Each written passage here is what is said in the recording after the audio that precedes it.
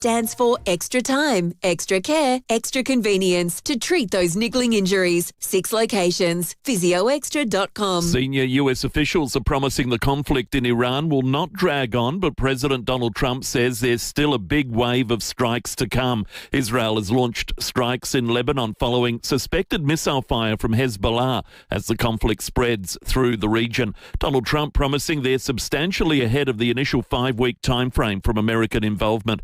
US Secretary of War Pete Hegseth has dismissed comparisons to previous American involvement in the Middle East. This is not Iraq.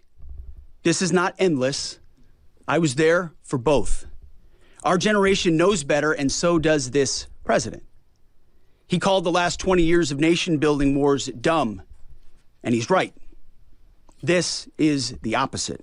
Economists say we can learn from conflict when it comes to forecasting fuel prices. Australia Institute Chief Economist Greg Jericho says longevity is what drives prices. We saw last year with the bombing of Iran, it was pretty quick and done, and so it didn't have a huge impact, whereas the Russian invasion of Ukraine certainly did. So it really comes down to whether the bombings keep going, whether Iran's retaliation is ongoing. A 4th US serviceman has been killed in the latest strikes. Police want witnesses or anyone with dash cam footage of a bus and a motorcyclist colliding at Lockleys last night to get in touch. The crash occurred on Henley Beach Road shortly before 6:30. The rider, a 22-year-old man from Woodcroft, has been taken to hospital with non-life-threatening injuries. The bus driver, a 36-year-old from Salisbury Downs, was uninjured. A new report reveals obesity and overweight are quietly draining $123 million from Australia's economy every single day. The report puts the annual cost of weight-related issues at $45 billion, or about 1.7% of GDP through lost productivity, reduced tax revenue and mounting healthcare costs. It also shows women are bearing a disproportionate burden, accounting for almost 90% of workforce departures and earning losses that are 5 times greater than men. Consultant surgeon Dr. Alex Craven says the cost of obesity extends well beyond the individual and into all aspects of society and the broader economy. We're seeing things like type 2 diabetes, joint disease, heart disease, liver disease, renal disease, people on dialysis. These are much more expensive in the long run than if we actually act in a more targeted fashion by treating the underlying obesity that's driving these processes rather than waiting and trying to mop up when all the damage has been done. A new federal government report has found the gender pay gap in Australia is smaller today than it was a year ago. The findings reveal close to a quarter of employers now have an income gap within the target range. Mary Wooldridge from the Workplace Gender Equality Agency has welcomed the progress, but says there's more work to do. We have a slightly more balance in our workforce with more women earning the higher remuneration and slightly fewer women in the lowest remuneration band. And we've got momentum and change is happening, which is really positive, but there's still a fair way to go. A chance to witness a rare blood moon, the last total lunar eclipse on Earth for the next 3 years. In South Australia, the total eclipse phase, when the moon turns a deep reddish colour because of dust and pollution in our atmosphere, will occur between around 9:30 tonight and 10:30. Now turning to 5AA Sport. Gliderol Garage Doors, adding strength, style and safety to your home. Gliderol.com.au. Good morning, Tom Wren. And a very good morning to you as well, Matty. Port Adelaide's players will hit the training track this morning as they look ahead to their round 1 clash against North Melbourne next weekend. The Power will be hoping to get back Miles Bergman and Jack Lukosius, who both missed last week's pre-season clash against West Coast. Well, Carlton faithful are counting down to Thursday's season opener against Sydney with young gun Jagger Smith in line to debut. Former teammate Sam Docherty telling Wild World of Sports he's an exciting addition to the midfield after missing all of last year with a knee injury. But the biggest thing that changed in his game, I think, is he was able to put that pre-season training load, which is hard to do, into your body. So he turned from a pretty good run into an elite runner. And from all reports I've heard out of the Carlton over the pre-season, him and Walsh together is a formidable mix. The Adelaide 36ers will train around lunchtime today as they prepare for their playoff series, which begins next week. They're waiting to see who they'll be playing against, with the playoffs to begin tomorrow night. The South East Melbourne Phoenix hosting the Perth Wildcats. Formula One teams will continue scrambling their preparations for the Australian Grand Prix. Close to 1,000 staff have been forced to rearrange flights, with an estimated 500 of them reportedly set to be flown from Europe on charter planes. And in some soccer to finish, South Korea has dominated Iran 3-0 in their Women's Asian Cup clash in Perth. And that's the 5AA Sport. Thank you, Tom. 5AA's forecast. Stuck in traffic? Road trip differently in the Northern Territory. northernterritory.com/drive. Partly cloudy, 25 today. Sunny days through till Monday, 27 for tomorrow and Thursday, and then 30 moving ahead over the weekend. Right now, 16. 5AA, always Adelaide. Over 90% already gone. Get your tickets for the Hospital Research Foundation Home Lottery now. Win the $4 million grand prize, a fully furnished Scott Salisbury home in Henley Beach South, including $300,000 cash. Our last lottery sold out early and tickets are already over 90% sold. Get yours now. Life-changing prizes, life-changing impact. homelottery.com.au. Licence M14894. City Discount Tires. Get saving this month at City Discount Tires. Grab 3 Falcon Zeek ZE 310R passenger car tyres and get the 4th tyre absolutely free. Experience top-notch performance with exceptional grip on both wet and dry surfaces. Steer your way to citydiscounttires.com.au for even more great deals. City Discount Tires. We're driven by value. City Discount Tires. This Mad March, Adelaide comes together for one massive celebration. Racing, fashion, music and performers collide at Mad March's main event, the Sportsbet Adelaide Cup. From champagne pours and front row views to Club Largo, CC Giddy Up Club and Family Zone fun. Kids under 17 free. Trackside after racing, Shannon Knoll and the Jungle Giants DJ set. General admission from $35. Sportsbet Adelaide Cup, Monday, March 9 at Morfettville. We're all feeling the squeeze under Labor. Power bills are up 43% in 4 years. We have the 6th least affordable housing in the world. And our debt is nearing $48 billion. This election, stop Labor's cost of living squeeze. Vote Liberal. Authorised by AHIDE Liberal Party only. You can rent a little, you can rent a lot. Whatever you're doing, wherever you're going, you can rely on Red Spot to get you there. We're the all-Aussie family-owned car rental company in airport terminals and cities across Australia with a new fleet and 100% local Aussie service. And right now, Red Spot is giving you spot-on savings of 15% off every vehicle at every location. Book direct and save at redspot.com.au/radio. T's and C's apply. Red Spot. Hi, I'm Lynn Andrews. For over 50 years, we, the Lynn Andrews team, have specialised in commercial and residential property management. But above all, we specialise in people, helping to make life easier for investors and tenants. Everyone is treated with empathy and respect. It's the way we do business. It's the Lynn Andrews way. For residential and commercial property management, we're here to help you. Visit lynnandrews.com.au. First time caller, long time listener. What am I supposed to be doing? The state election is on March 21. Early voting period is from March 14 until 6 p.m. March 20. Voting, it's a good thing. Live from Hindmarsh Square, it's 5AA Breakfast. David Penberthy and Will Goodings. 10 after 6, good morning to you. Welcome to Tuesday on 5AA Breakfast, the 3rd of March. Adelaide, we have a bug problem. We're going to be chatting with an environmental microbiologist, Dr. Thomas Jeffries, shortly about the reality that is upon us. The swampy, wet weather has been a bug-breeding paradise. It's a serious element to this story too, because it's a time of year when they can carry disease. We don't want their population to explode with the prevalence of some mosquito-borne diseases. So we're going to talk about that very, very shortly.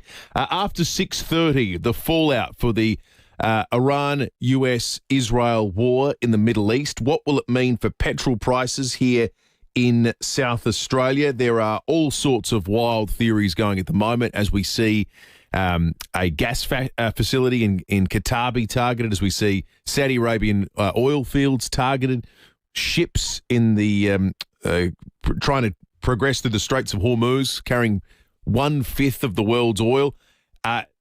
petrol's going to go up. And what does that mean for a whole host of other things? Interest rates, inflation, cost of living. We're going to get to all that with Shane Oliver at 6:30. We're also getting an update live from Israel from the best in the business. Chris Reason will join us in Tel Aviv just to bring you up to speed this morning after 7 o'clock on what has transpired in the preceding 24 hours. Phil Curry in the nation's capital will talk federal politics back here in Australia this morning. And after 8:30, this is going to be pretty extraordinary. Coward punch victim Beau Brownbill and his mum and dad will be joining us in the 5AA Breakfast studio to talk about that horrific situation. Thankfully, there are fewer of these we talk about these days, but still far too many. Beau Brownbill, coward punch victim.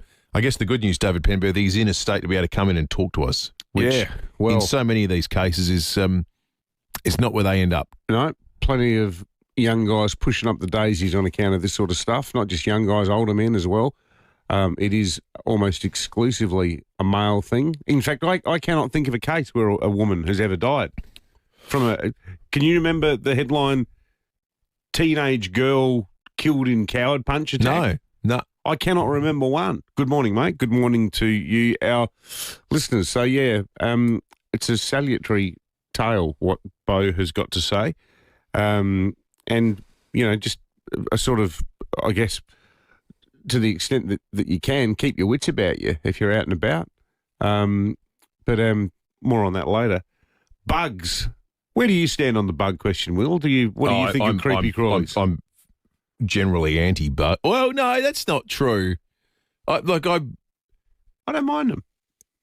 Good. We'll tell the mosquitoes to go to your place then. Penberthy House is a bug's home away from home. No, I'm not. Oh, actually, the only ones I really, really, really, really, really hate are flies. And at the moment, because of the heat, do you ever get the thing, have you got a veranda area at your house in the backyard? Yep. We get so many flies under the veranda when it's hot. They come in there for the flies are no good.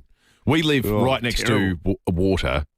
You got the creek there. We got the creek behind us. We are a mosquito haven, our place. Oh, yeah. Do they like you, the Mozzies? No. I've got a young daughter and a wife who I don't need repellent. They don't go near me. Yeah.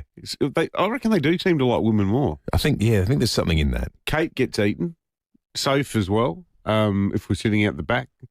They're like my own personal Mozzie coils. I actually take some offence to it, to be honest with you. I don't know. What are you eating? What are you drinking? Well, clearly nothing you good. Don't taste that good. I mean, some snobbish mosquito. I'm not good enough for them. I probably taste like a combination of like Mexican ingredients like coriander and probably white wine, I guess. I think in mosquito land there are little signs that say every bite of David Penberthy is shortening your life. I reckon there's a public health campaign for mosquitoes by their government. It's sort of the 5-star health rating. Yeah. They're like, listen. I bit into that guy once. Every bite of David Penberthy's doing you damage. Penberthy in moderation, always. Yes. Yeah. Well, whatever it is, it's working. At the risk of upsetting anyone who's up early enough to be eating their breakfast or people who start eating their breakfast, there are some insects that taste really good. Okay. Grasshoppers. Yeah. Grasshoppers taste excellent. I've heard this. They are absolutely superb. Because they're just like a chip. They're crunchy. They've got to be fried, crisped up, or dried in the sun. But with a bit of salt and a bit of lime juice, you would think you're eating like some really nice beer nuts with the skins on. Like they're not creamy, they're not gross. It's not like eating a live wriggling witchetty grub. Grasshoppers, they are hugely popular in Mexico. They're a traditional Aztec food. And, there's like a lot of high-end restaurants there that sell them. Like there's Michelin-starred restaurants. There's one place in Oaxaca that makes the insect tostada that has 3 different insects on it. Grasshoppers, these amazing tangy ants called chicatana ants that have got like a honey lemon taste. And then the maguey worm, maguey being the cactus that tequila's made out of. You know the little worm you get in the bottles of mezcal? Yeah. So they make this tostada that's got radishes, avocado, coriander, black beans, and then dotted all over it there's probably 60 insects. Well, isn't this all part of the sort of great. The sort of green revolution in. I don't care about it being green. I just care about it tasting good. But you're right. This is all the greenies advocate this, don't they? That we should be progressing away from, livestock and steaks to sort of, bugs. Well, I'm not. I had a piece of steak that had a grasshopper powder on it. Well, there you go. So I think it's an adjunct of the steak. New world and old world. I'm not getting rid of the steak to save the planet. I just like the taste of them. Rob says, where do I stand on bugs? The lounge, the hallway, the bathroom. Thank you, Rob. Mike and Rostrevor sent us a really beautiful picture of the sunrise this morning. It's quite spectacular. You don't often see, from the perspective of the hills, you got the sun emerging from the clouds, but the city still illuminated by man-made light. It's quite a spectacular picture, that one, Michael. We might put that up on our social media. And someone here says, David sounded like he was trying to convince himself that grasshoppers tasted good. No bloody way. No, thanks. We all got into them. The kids were getting into them as well. I had to bribe them. Okay, first person to eat a grasshopper, I give them $5. So straight away I went, yeah. Oh, no, sorry. No, she went yes. Sam and Charlie went, yeah. Yeah, when you're that young, $5. What does $5 do for you? Well, in the end, Sam said, all right, I'll do it. No, I think he did it for 10. Well it was played. Just a late night bet. Well Jim played. was eating them by the handful. Yeah. Jim actually saved up for a mortgage that day. Right. 17 after 6. Time to Pixter. Around 70% of serious dental problems start in the gaps between teeth. Pixters clean those gaps like floss, only easier. Keep by your toothbrush and use daily. Have you Pixtered today? The company you keep keeps unpacking sport and entertainment's untold stories and keeps you part of rugby league's inner huddle. Keep good company with the Backstage podcast. Now, if there's one thing us South Aussies do well, it's backing our own. And when it comes to seafood, we've got some of the best in the country. Now, one of the best spots to enjoy it is Ocean Bar and Kitchen at Henley Beach. And owner Josh Harkins joins me now. G'day, Josh. G'day, Pembo. Great to be here. So, mate, has the algal bloom had any effect on your business this summer? We had a bit of a slightly later start to summer, obviously South Australia this year. But otherwise, I think business has been as strong as ever. We've had more functions, more weddings, lots of birthdays, lots of corporate events and plenty of our own events as well. And Josh, when it comes to your menu, where do you source your seafood from and how do you monitor its quality? Me being a fisherman from Marion Bay for so much of my later life, I'm always after the best quality seafood. And it all depends on what time of the year. So basically, we've got Smoky Bay oysters at the moment. We use South Australian garfish on most of our dishes and platters. South Australian prawns is when they're fresh. We've got Eyre Peninsula vongole. So vongole is very similar to, we have the guar cockle, and a vongole is a striped pippy from Port Lincoln. Fantastic. A little bit more robust than the other cockle. And we often run South Australian live lobsters as a special, which you can see in the selections. Sensational. So for anyone planning a day out at Henley, what's your go-to dish at Ocean? For me, it's hard to go past our blue swimmer crab pasta, but to just have the spaghetti mare, which is a combination of all of our local seafood with a fantastic linguine. Beautiful. Hard to beat. Mate, it sounds like a long lunch waiting to happen. Thank you, Josh. Let's support the venues backing local producers and buy the best. Buy SA Seafood. The King Living Anniversary Sale ends soon. Save up to 50% on Australian-designed, award-winning furniture. Come home to the future of furniture. Come home to King. Sale ends soon. Shop online or visit a King Living showroom today.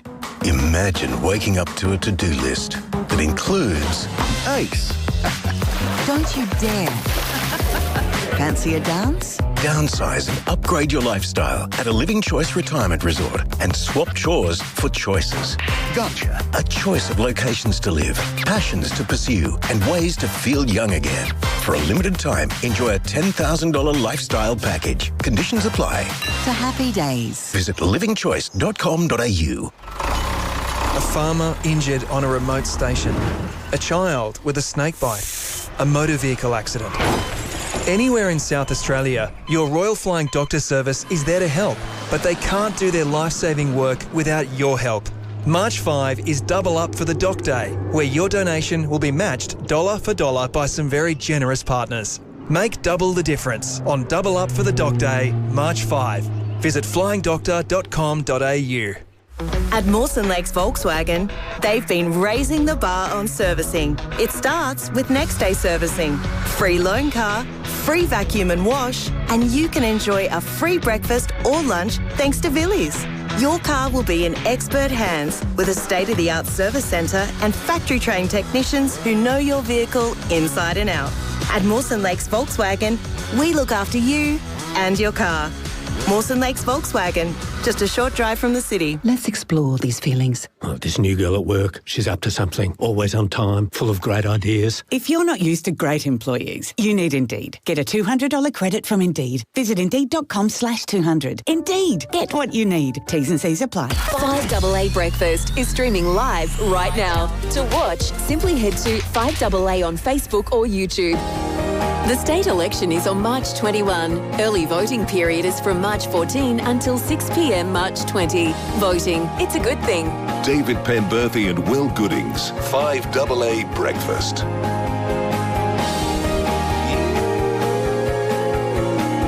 22 minutes after 6, we're talking bugs. We've had, for Adelaide, some pretty unusual weather over the course of the last week. It was as humid on the weekend as I can ever recall it, and we have local scientists telling us that this is the ideal conditions for an explosion in our bug population. Dr. Thomas Jeffries, environmental microbiologist and emerging disease expert at Western Sydney University, joins us. Dr. Jeffries, good morning. There's two components to this story, as 7 News covered it last night. One is about the number of bugs, but two is their potential to carry disease. Is there anything about this time of year or the environment broadly in Australia that should give people concern about environmental conditions leading to the proliferation of diseases via mosquitoes or anything similar? Good morning, David and Will. Yeah, so the main thing is the rainfall. So that causes standing water, so puddles and, water collecting in things like pots and dishes, corrugated iron, things like that. So that's the ideal breeding ground for mosquitoes. And whilst SA is free of a lot of the stuff that you find, further up in the tropics and Southeast Asia, like dengue fever and malaria, there's still a few things to worry about, like Ross River virus and Barmah River virus. So, yeah, it's great you guys have finally got some heavy rain, but with that comes the risks of increased mosquito breeding and activity. Do they prefer warmer weather too, Dr. Jeffries? Because here in Adelaide, or not so much warmer weather, but more humid weather. Because we always talk about how, it's a dry heat in Adelaide, and whenever we have weather like we did on the weekend, everyone goes, it's like Sydney weather. So we've had real Sydney weather. Generally speaking, pathogens like bacteria and viruses, certainly the mosquito and insect-borne ones do prefer warmer weather, and that's, again, because that's usually when it is that wet, humid heat accompanied with the rainfall. So the rainfall is the main factor that helps them to breed quicker because it creates the habitats that they breed in, but the humidity is a factor as well. So these things tend to transmit quicker in a more humid climate that perhaps you're not as used to down there. When you get a burst of weather and it creates ideal conditions for populations to explode of mosquitoes and insects and so forth, how long does it take for that population to return to what would typically be a normal level for the environment? Mosquitoes breed pretty quickly, so usually it's in a case of a few weeks. Things like ticks and stuff can last a little bit longer, up to months. But, the mosquitoes, luckily, is usually a few weeks. Their life cycle is very quick, and that's why you see that quick sort of boom and bust cycle after it rains. And then, when you get the dry heat back again, hopefully that reduces. And as temperatures get cooler, into autumn and winter, hopefully those mozzie populations do go down. Wasn't there a case in Sydney only in the last week or so, Dr. Jeffries, or maybe on the Central Coast, up just north of Sydney, Newcastle way, where a young lad died from a tick that was on a barbecue or something? I'm not familiar with that particular case, but tick-borne diseases can be pretty serious. We don't really have Lyme disease, which is the main problem of ticks in, say, the United States, but we do have some other chronic diseases that are sort of poorly understood, and they're grouped under a category called, like chronic tick-borne diseases, and we don't really know the specific things that cause that, but that's more of sort of a chronic symptom. But there can be quite severe cases of tick-borne disease, but it's way less common in Australia. But, I'm not familiar with that specific case, but it certainly sounds reasonable. And if you're in those, should wear a hat in your garden and always check yourself when you come in from the garden in this weather. But, less of a problem in SA, but still a potential problem. the main problem in SA is the mosquitoes, particularly the Ross River virus. Yeah, absolutely. Are any types of people more likely to be bitten by mosquitoes than others? Not really, and the symptoms are pretty ubiquitous across the board. So obviously, the young and elderly tend to be more at risk of any of these diseases, just in terms of how severe the symptoms are. But in terms of getting the disease, it's really just people that are outside more, basically. So depending on what your job is, if you're out, in the bush doing something, you're more likely to get bitten by a mosquito than if you're sitting inside with a good fly screen on your doors and windows. Yeah, well, on the upside, at least you get the vitamin D. That's true. Yeah. Hey, great to chat, Dr. Jeffries. Fascinating discussion. Dr. Thomas Jeffries, Head of Environmental Microbiology and Emerging Diseases at Western Sydney University. It's a fantastic chat. You referred to the young fellow that died after the tick with the sausage. Yeah. No, that was a totally bizarre and tragic and I think fairly unique circumstance where he had been bitten by a tick at a young age, and they think the way his body reacted to it was it made him allergic to something in certain types of meat. So later in life, he then ate a beef sausage, and it triggered anaphylaxis. It triggered that immune response that had started with a tick bite when he was really young. Really? And it just showed up for the first time at barbecue. It was a horrible story. Oh, it's terrible, isn't it? But it goes to what Dr. Jeffries was saying. Tick-related illnesses, diseases, and the way it affects the body is kind of there's a lot of unknowns with regard to it. The weather for today, let's have a look at this. It's 15.7 degrees at the moment. It's going to be a cool one. 25 the expected top, certainly cool relative to what we've been having of late. No rain on the forecast. For the rest of the week, let's have a look. Tomorrow, 27 and sunny. Thursday, 27 and sunny. Friday, 29. Saturday, 29. Sunday, 30. Monday, 30. Each and every one of those days, sunny and no rain. So some beautiful weather on the way. Great weekend to get out and do some things as well. Tom Wren's in the 5AA Breakfast studio. It's a good weekend for sport, but frankly, there's never a bad weekend for sport. Colours, custom design, any house, any style. Glyderol Garage Doors, glyderol.com.au. Morning to you, Rennie. Yeah, it's a bit like that. Morning, Will. Morning, David. Speaking of which, we are due. Hasn't the season snuck up on us? Are you ready for footy, do you think? Well, no. I feel like I'm just sort of coming out of cricket. Just catching up? I'm actually excited about it. I was looking at the schedule last night, even though we all know that round zero is nonsense. Some good games, though. There's some great games, and it starts on Thursday night. So, well, that's not a good one. Sydney Carlton. We need to. Why do Carlton always get the opening game? Yeah, they seem to, don't they? I'm not sure, but we need to do our predictions. Yeah, so tomorrow, top 8, tomorrow, top 10s, top 10s. Let's do a 10. Have to do a 10.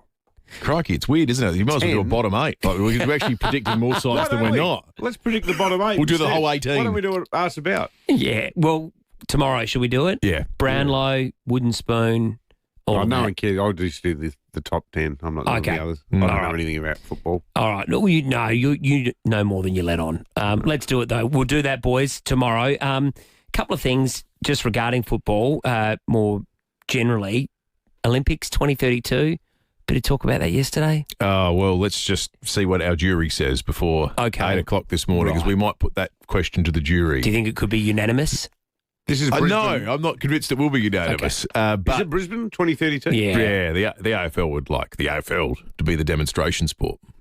Well, there'd be a good chance for Australia to win a medal. You'd hope so, wouldn't you? You'd hope so. You'd hope we wouldn't go down to the USA or to... Who would we play against? Well, exactly. I'm not sure. Well, hopefully, maybe you can make it interesting by having sort of, fairly, basketball's done this, fairly liberal naturalisation rules. So maybe Marcus Bontempelli plays for Italy. Yeah, for example. who are the other 17 Italians? Nick Dacos. Well, actually, you could put together the sort of, I actually think I think you could put together a pretty good side. Well, what's the saying? Una faccia, una raza, one face, one race. That's what the Italians say about the Greeks. Josh Rochelli, Italian? Yeah, very much Rochelli would be in the team. Yep. Orazio. Yeah, bring him out of I tell you, retirement. the Italians would have a pretty good side now that we just... Well, but they still don't get up to 18, I don't think. Mm. So you throw the Greeks in as well. Then you get Ange Christie. You get Kuda. Yep. You get the Philippines. I'm not sure how well Ange and Kuda get around these days. I just mean if they were in, if there was a time machine. Yeah, of course. No, I like it. So we need to combine Italy, Greece, change the naturalisation rules, and invent a time machine, and then we might have one good game. I want to see 1989 Geelong Cats legend Spiro Malakellus getting around with what's arguably the best mullet in the history of VFL AFL. Jason Dunstall looked modest. I think we've just created a pathway for it to make perfect sense to play it at the Olympics. We need our Greek and Italian listeners to come up with the WOG 18. Yeah, yes. I don't mind it. Well, you've done what you've opened the pathway, so we'll see if we can make it work. Sadly, I've only got one Latin American, Jose Romero. He was a great player.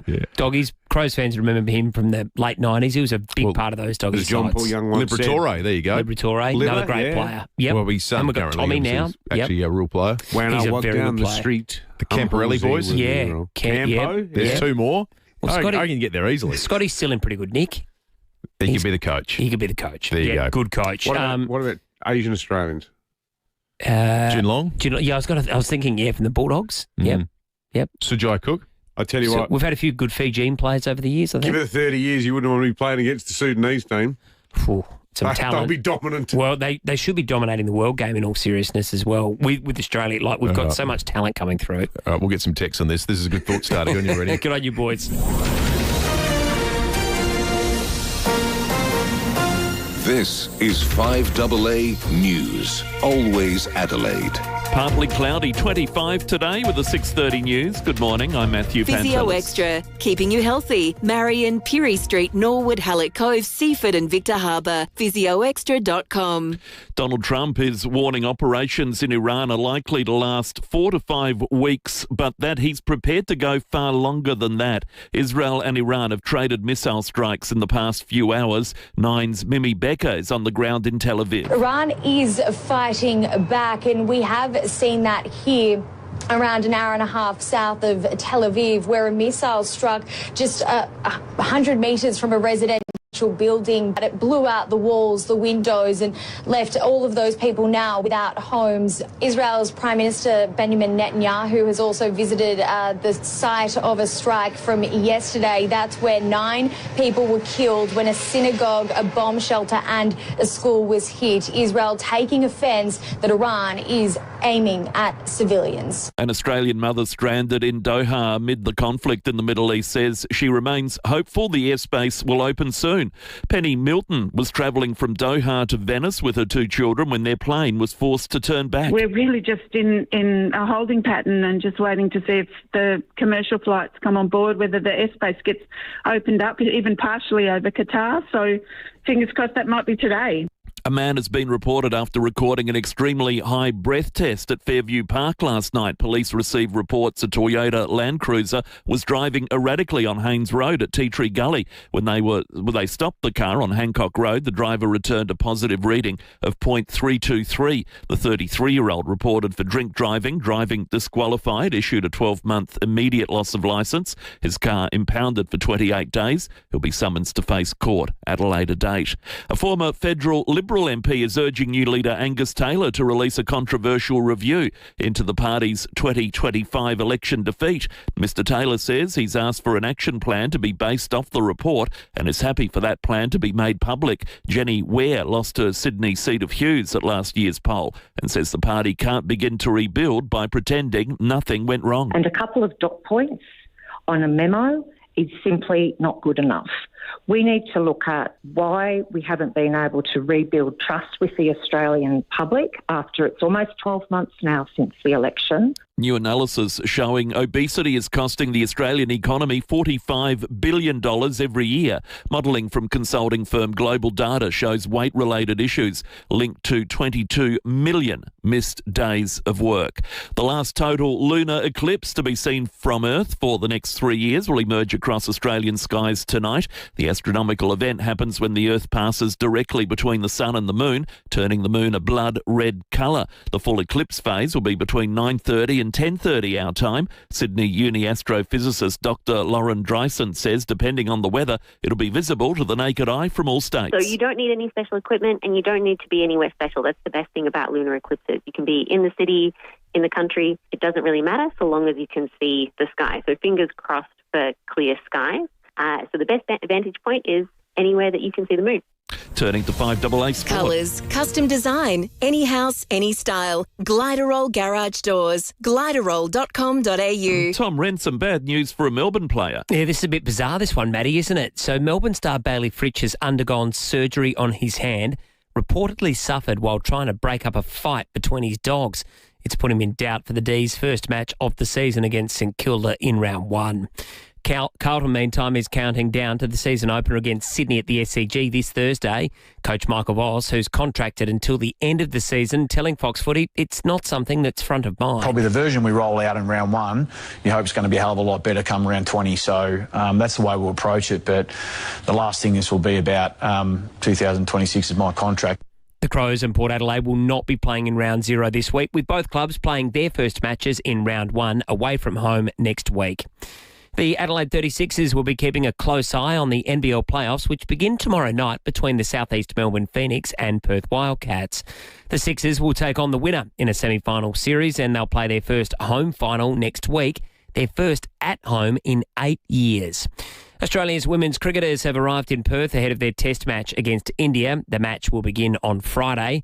And South Korea has dominated Iran 3-0 in their Women's Asian Cup clash in Perth overnight.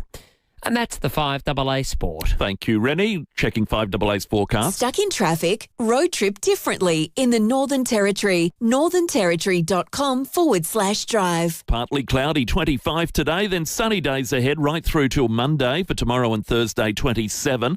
And by Friday and into the weekend, tops of 30. Right now it's 16. 5AA, always Adelaide.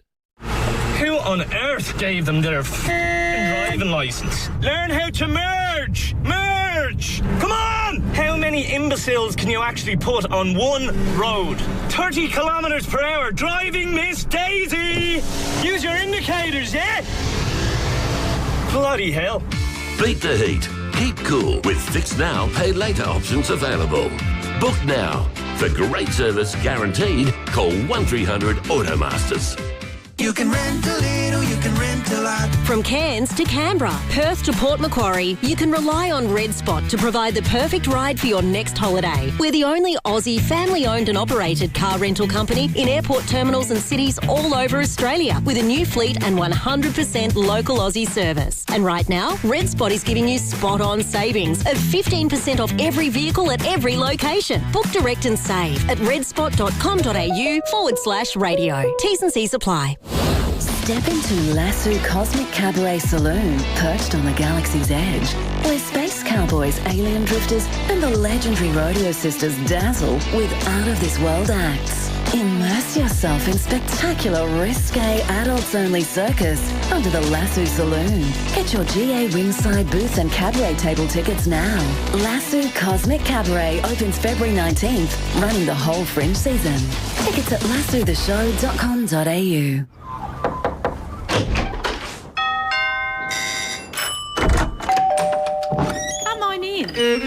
We open our doors to people we trust and care about. And for over 90 years, South Australians have been opening their doors to Rest Haven. In turn, we've been opening doors to an easier, better life at home. From personal care to help with the shopping and social outings, you'll welcome the care that Rest Haven brings.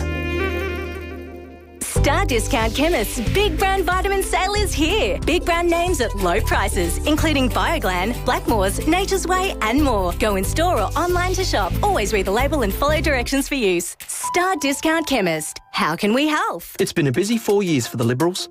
They picked a new leader, but it didn't end well. Remember that cocaine photo? Then came Tarzia. His deputy quit, then weeks before the election, he quit too. So what's that? 4 leaders in 4 years? That's not even the worst of it. They say they're tough on crime, but since you last voted, a former state Liberal has been convicted of serious drug offences, another charged with domestic violence, and one even jailed for theft. All that in just 4 years. Imagine 4 more. Authorised A. Burke, Australian Labor Party, Adelaide. 30 kilometres per hour, driving Miss Daisy! Use your indicators, yeah? Keep your cool in traffic with ice cold aircon from Automasters. Fix now, pay later options available. Call 1300 Automasters. The state election is on March 21. Early voting period is from March 14 until 6 p.m. March 20. Voting, it's a good thing. David Penberthy and Will Goodings, 5AA Breakfast. 20 minutes to 7. Police and the Weather Bureau coming up this half hour. One of the things we will be pursuing with the police media department is some breaking news. A man has been arrested after the death of another man at Mount Barker last night. Just before 10 p.m. on Monday, the 2nd of March, police were called to Patterson Lane after reports of a disturbance. A 39-year-old man has been taken to hospital in a private vehicle and the suspect had fled the scene. Police searched the area, located the suspect, a 25-year-old man from Paraka nearby, where he was arrested. Sadly, the victim died a short time later. The man arrested is expected to be charged with murder and will be refused police bail. Police advised this was not a random incident. Both men were known to each other. No one else is being sought in relation to the death. Investigations are continuing. We will cross to the scene shortly and chat with SAPOL in just a moment as well. 8223 is the name. You can text us on 0480 08 1395. We spent the entire news break trying to come up with a composite Italian-Greek side that could compete with an Australian side at the Olympic Games. Composite Greek, Italian, Macedonian. Can we put the Dacoses in there too? Well, I see some people say, a few people have said Dacos and Macedonian. I think, given we are making up rules here, for example, that there is naturalisation and we're combining two countries, I think we can also use the sort of Alexander the Great era boundaries for this, during which time he brought all the Greek free cities of Thebes and Athens. And Alexander looked at his team and he wept because he knew that there were no more teams to conquer.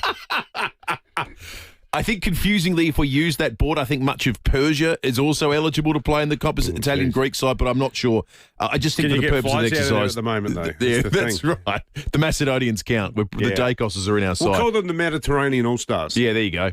Just our best hope of having a game. We're going to talk about this seriously with a jury before 8 o'clock about this idea the AFL wants for the AFL to be at the 2032 Olympics. Let's talk about the conflict in the Middle East now, though, and more specifically how some of the fallout may affect Australia and Australians. Shane Oliver is the chief economist at the AMP. Dr. Oliver, good morning to you. Good morning. Hope you're both well. Yeah, we are well. I guess the most obvious and immediate concern, and perhaps the place that South Australians will see impacts immediately, will be when they go to fill up their car. How soon do you think it will be before we see some of the price spikes at the oil barrel price hit the Bowser price, and how high do you think it could go? Well, there's a lot of uncertainty around it at the moment, of course, and the international market reaction so far has been relatively benign. Oil prices have increased about $5 a barrel from where they were on Friday, which is a lot less than many might have feared given the disruption in the Middle East to oil supplies. But early days yet.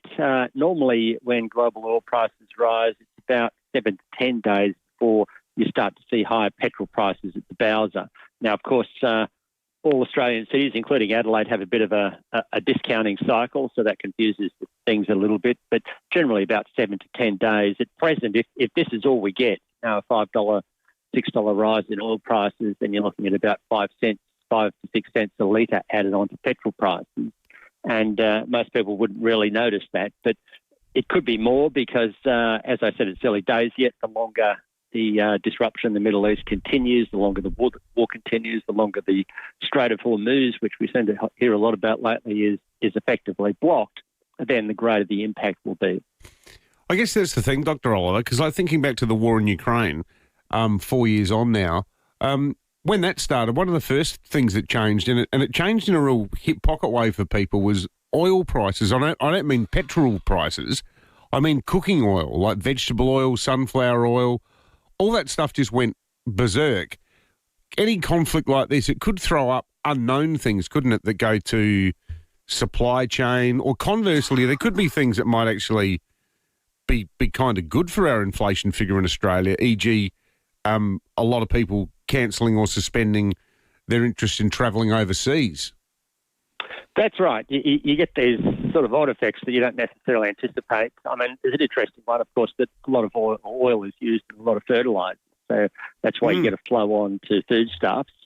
I don't know specifically what happened with cooking oil back in the Ukraine crisis, although I do remember there was an issue with it.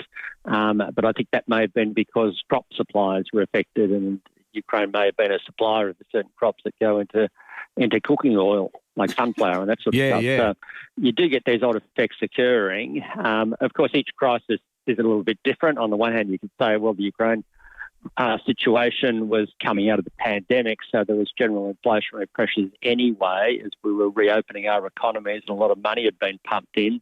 It was also, on the other hand, you could also say that, it wasn't in the Middle East. We get 20% of world oil supplies flow through and out of that area that is effectively blocked at present by Iran and the conflict. So this time around, the risk could be much higher, but so far that's not showing up in oil markets at this stage. So, there are a lot of things to watch out for here, and this thing can go on for a lot longer and have impacts that we don't necessarily anticipate at present. But you're also right there that if petrol prices go up, people have less spending money. Like some talk about the oil price getting above $100 a barrel. If that happened, it could be 40 cents a litre added onto petrol prices in Australia, which would take out about $14 a week from the average household spending budget. So you've got less money to spend on a whole bunch of things, which could mean prices could go down in some areas. Yeah. What does history tell us, Dr. Oliver, then, imagining that scenario as you lay it out, that costs go up, that ostensibly the basket of goods increases in value and headline inflation goes up? What does history tell us about the way the RBA looks beyond short-term price shocks and tries to calculate what the real value of goods and services in Australia is? Well, what history tells us, and the RBA, I guess, tells us this one over and over, is that shocks to headline inflation, such as when the federal government announces an energy rebate and your electricity bill goes down temporarily because of that, or doesn't go up as much as would have been the case, then they will look through that. And they focused on a thing called the trim mean, or the underlying rate of inflation, which strips out extreme movement. So if you see a giant spike in petrol prices, the Reserve Bank will take note of that, but it won't necessarily raise interest rates automatically. It will be looking for whether that flows on to broader inflation in the economy, and only then might it respond. So it does tend to look through these things. We know from history, and the RBA knows that it can't do much about global oil prices. It can't do much about the way the weather affects fruit and vegetable prices in Australia. So it tends to look through these things and focus on the underlying picture. And right here, right now, I reckon that underlying picture is a bit murky because, yes, we get higher petrol prices, but yes, Australians have less money to spend potentially, which means less demand in the broader economy, and that could actually dampen inflation. So all up, the Reserve Bank says, yes, this is a thing to keep an eye on.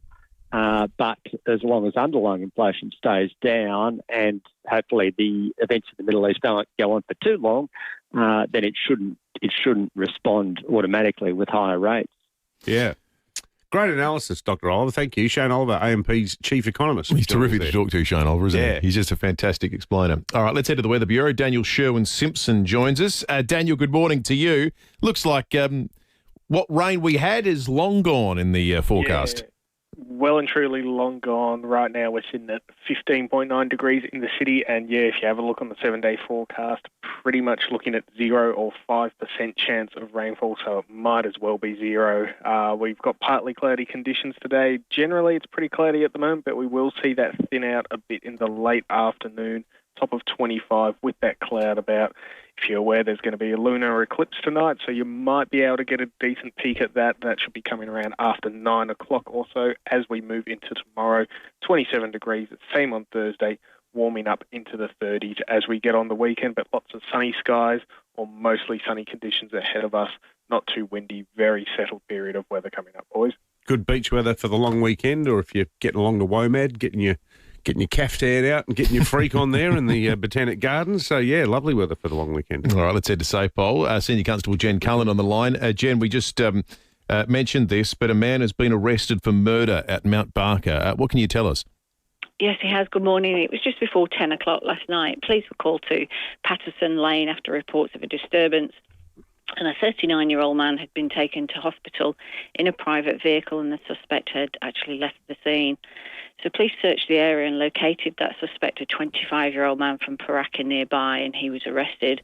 But sadly, the victim died a short time later in hospital. So that arrested man is expected to be charged with murder later today and refused police bail.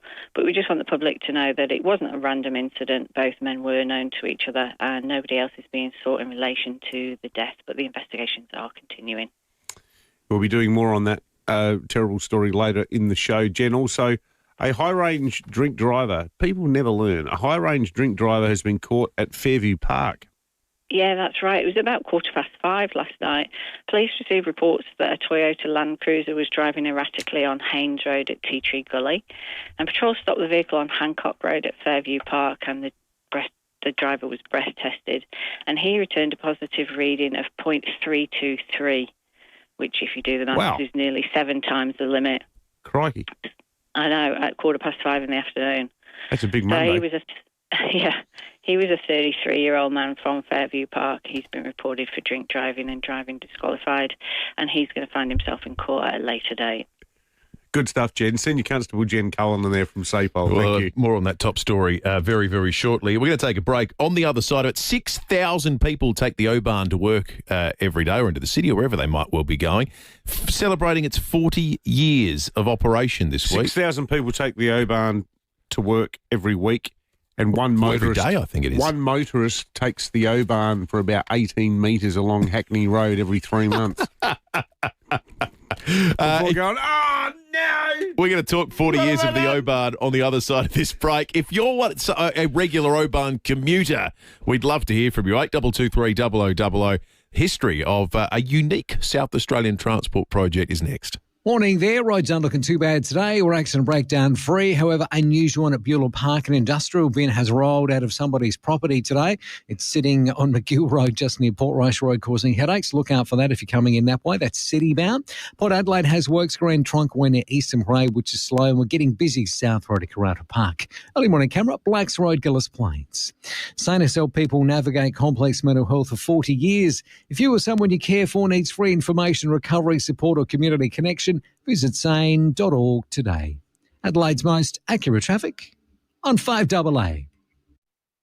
Bringing you the moments that defined our city. I think we've got Boy George and Culture Club to come to Adelaide. What do you think? And I said, fantastic. So we picked on Rundle Mall, and the place is jam-packed. The 10,000 screaming young people, most of them female, packed the mall just to see and hear their idol speak. Some people think there's something wrong with you if you like dressing up and enjoying yourself. Boy George is a cut above the usual pop singer. Always Adelaide since 1976. 50 years of 5AA.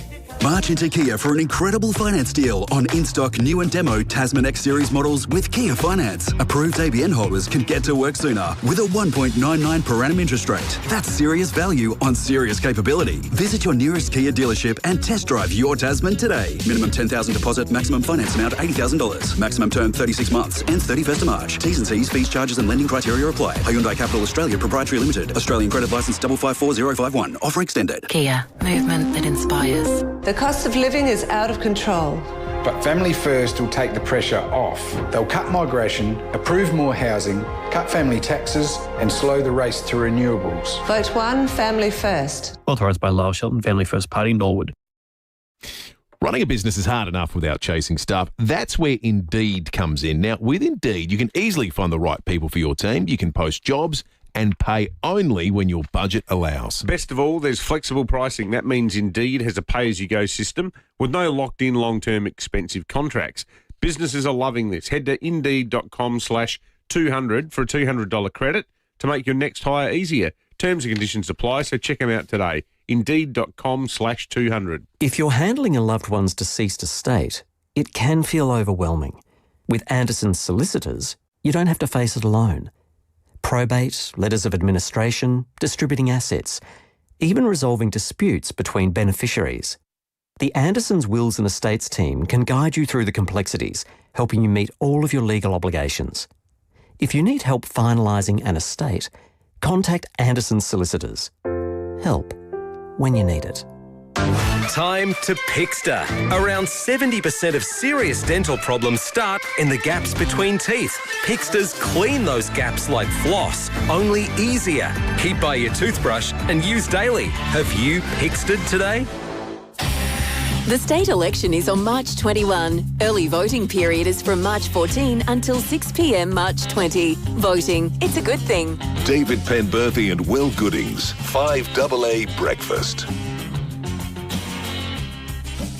5 minutes to 7. The O-Bahn began on the 9th of March, 1986. It is celebrating its 40th birthday this week. Some 6,000 people use it every single day. We've had a few cracks at doing unique transport-related things in South Australia. This is one that's really worked. Oh, completely. People love it. It's a great service. And it will be rightfully celebrated this week. We would love to speak to someone who uses it regularly. Otherwise, Michael Pretty from the Bus Preservation Association of South Australia joins us. Michael, good morning to you. Morning, lads. How are we? We're good, thank you, Michael. We should be proud of our O-Bahn, shouldn't we? It's quite a unique thing in Australia. Oh, absolutely. Because in Germany itself, it was only a 1 kilometre piece of track that was an experiment. And when the South Australian transport leaders at the time discovered it, they went over and had a look, and it's like, oh, could we have 12 kilometres worth, please? And I think the Germans sort of took a step back for a moment because they didn't know what to do. So our own O-Bahn was actually a way that they came over here and did a lot of testing on the technology for themselves. So it was quite unique. It's interesting, too, because Will alluding to the ill-fated multi-directional Southern Expressway where eventually sanity prevailed. They went, hey, why don't we just make the road go in 2 different directions at the same time? Unlike that, though, the O-Bahn continues to make perfect sense, doesn't it? Yes, well, because the Transport Minister has said that it carries 35,000 people every single weekday. And it's the only transit corridor in Adelaide that every single year it keeps getting busier and busier, like more people are catching it. And for the people of the northeastern suburbs, like anyone I've ever spoken to who catches it say they love it and that it's a godsend. And when they built that city tunnel back in 2017, that was a real game changer as well because, they used to get down the O-Bahn real quick, but then they spent 20 minutes on Hackney Road trying to get into the city. So now it's just very seamless. So, people love it. Because you pop out now right near the edge of Rundle Street, don't you? Yes, that's right. Yes, They put you straight onto Grenfell Street, which is the main corridor through the city that the O-Bahn was dedicated to. So, it's a really good, well-oiled machine now. Absolutely. Are there any other parts of Australia that tried to pinch the idea, Michael, and make it work? Yes, back in the 90s, there was discussion about running one to Tullamarine Airport in Melbourne. So they were going to call it Speedlink. But that concept never took off. And I think that's actually a bit of a debate. People in Melbourne have been saying, we've been promised a train to the airport for 50 years or something, and it just never happened. And then in the 90s, the South Australian government was also potentially looking at running one to Tonsley, like a southern O-Bahn. But unfortunately, because those southern suburbs were so well established already around Brown Hill Creek and whatnot, and I think the Sturt Creek, that they just simply couldn't rip up all those houses to justify it. So it's a fascinating thing. Well, happy birthday to the O-Bahn. Thank you for that, Michael. Michael Pretty, the Bus Preservation Association of SA and O-Bahn users. Tell us why you love the O-Bahn. 8223 0000. What do you love about it? I wonder if did anyone ride it 40 years ago when it first started? You're a late 80s O-Bahn convert. Who's Adelaide's longest O-Bahn commuter? Give us a call if it's you. Well, you suspect it might be you. 8223 0000 or text us on 044808 1395. Ben Jordan, our stats man, following our chat with the Weather Bureau, has made the point yesterday, 21 degrees, coolest day since December 6. So the average this year, the average for 2026 is still 31.6 degrees. The historic average for the start of the year is 28.6. So it has been significantly hotter to start the year, despite it feeling cooler in the last day or so. And our good mate Rob, inspired by a discussion about the Mediterranean All-Stars team, the demonstration match for the Brisbane Olympics, Rob says instead of the 666 formation, you'll see the Macedonian AFL team form a phalanx and advance steadily towards goal. Then the mascot, Alex the Elephant, will want to join in, and it gets messy from there. Yeah, it might be different calling that, they speared it through. 5AA Breakfast is streaming live right now. To watch, simply head to 5AA on Facebook or YouTube. Informing Adelaide for 50 years.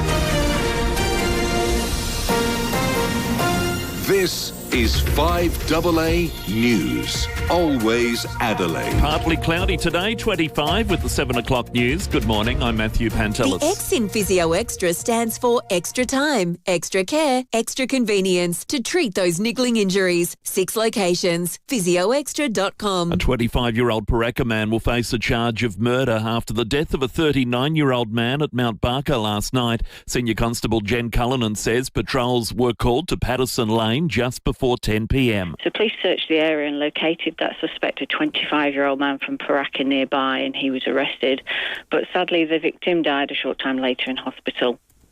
So that arrested man is expected to be charged with murder later today and refuse police bail. Donald Trump is warning operations in Iran are likely to last 4 to 5 weeks, but he's prepared to go far longer than that. The US president has outlined his military objectives, including destroying Iran's ballistic missile program, navy and ability to develop nuclear weapons. He says they're prepared for a long conflict. Today, the United States military continues to carry out large-scale combat operations in Iran to eliminate the grave threats posed to America by this terrible terrorist regime. Right from the beginning, we projected 4 to 5 weeks, but we have capability to go far longer than that. A 4th US serviceman died overnight. 3 American fighter jets also shot down by Kuwaiti forces in friendly fire, crews managing to eject with no fatalities. And Australian travellers affected by flight cancellations due to the conflict are being urged to stay patient.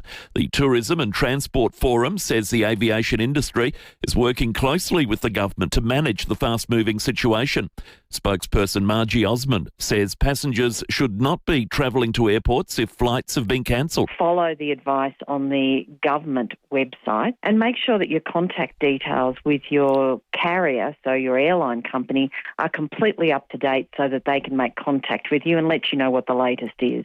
New figures show obesity is costing the Australian economy billions of dollars every year.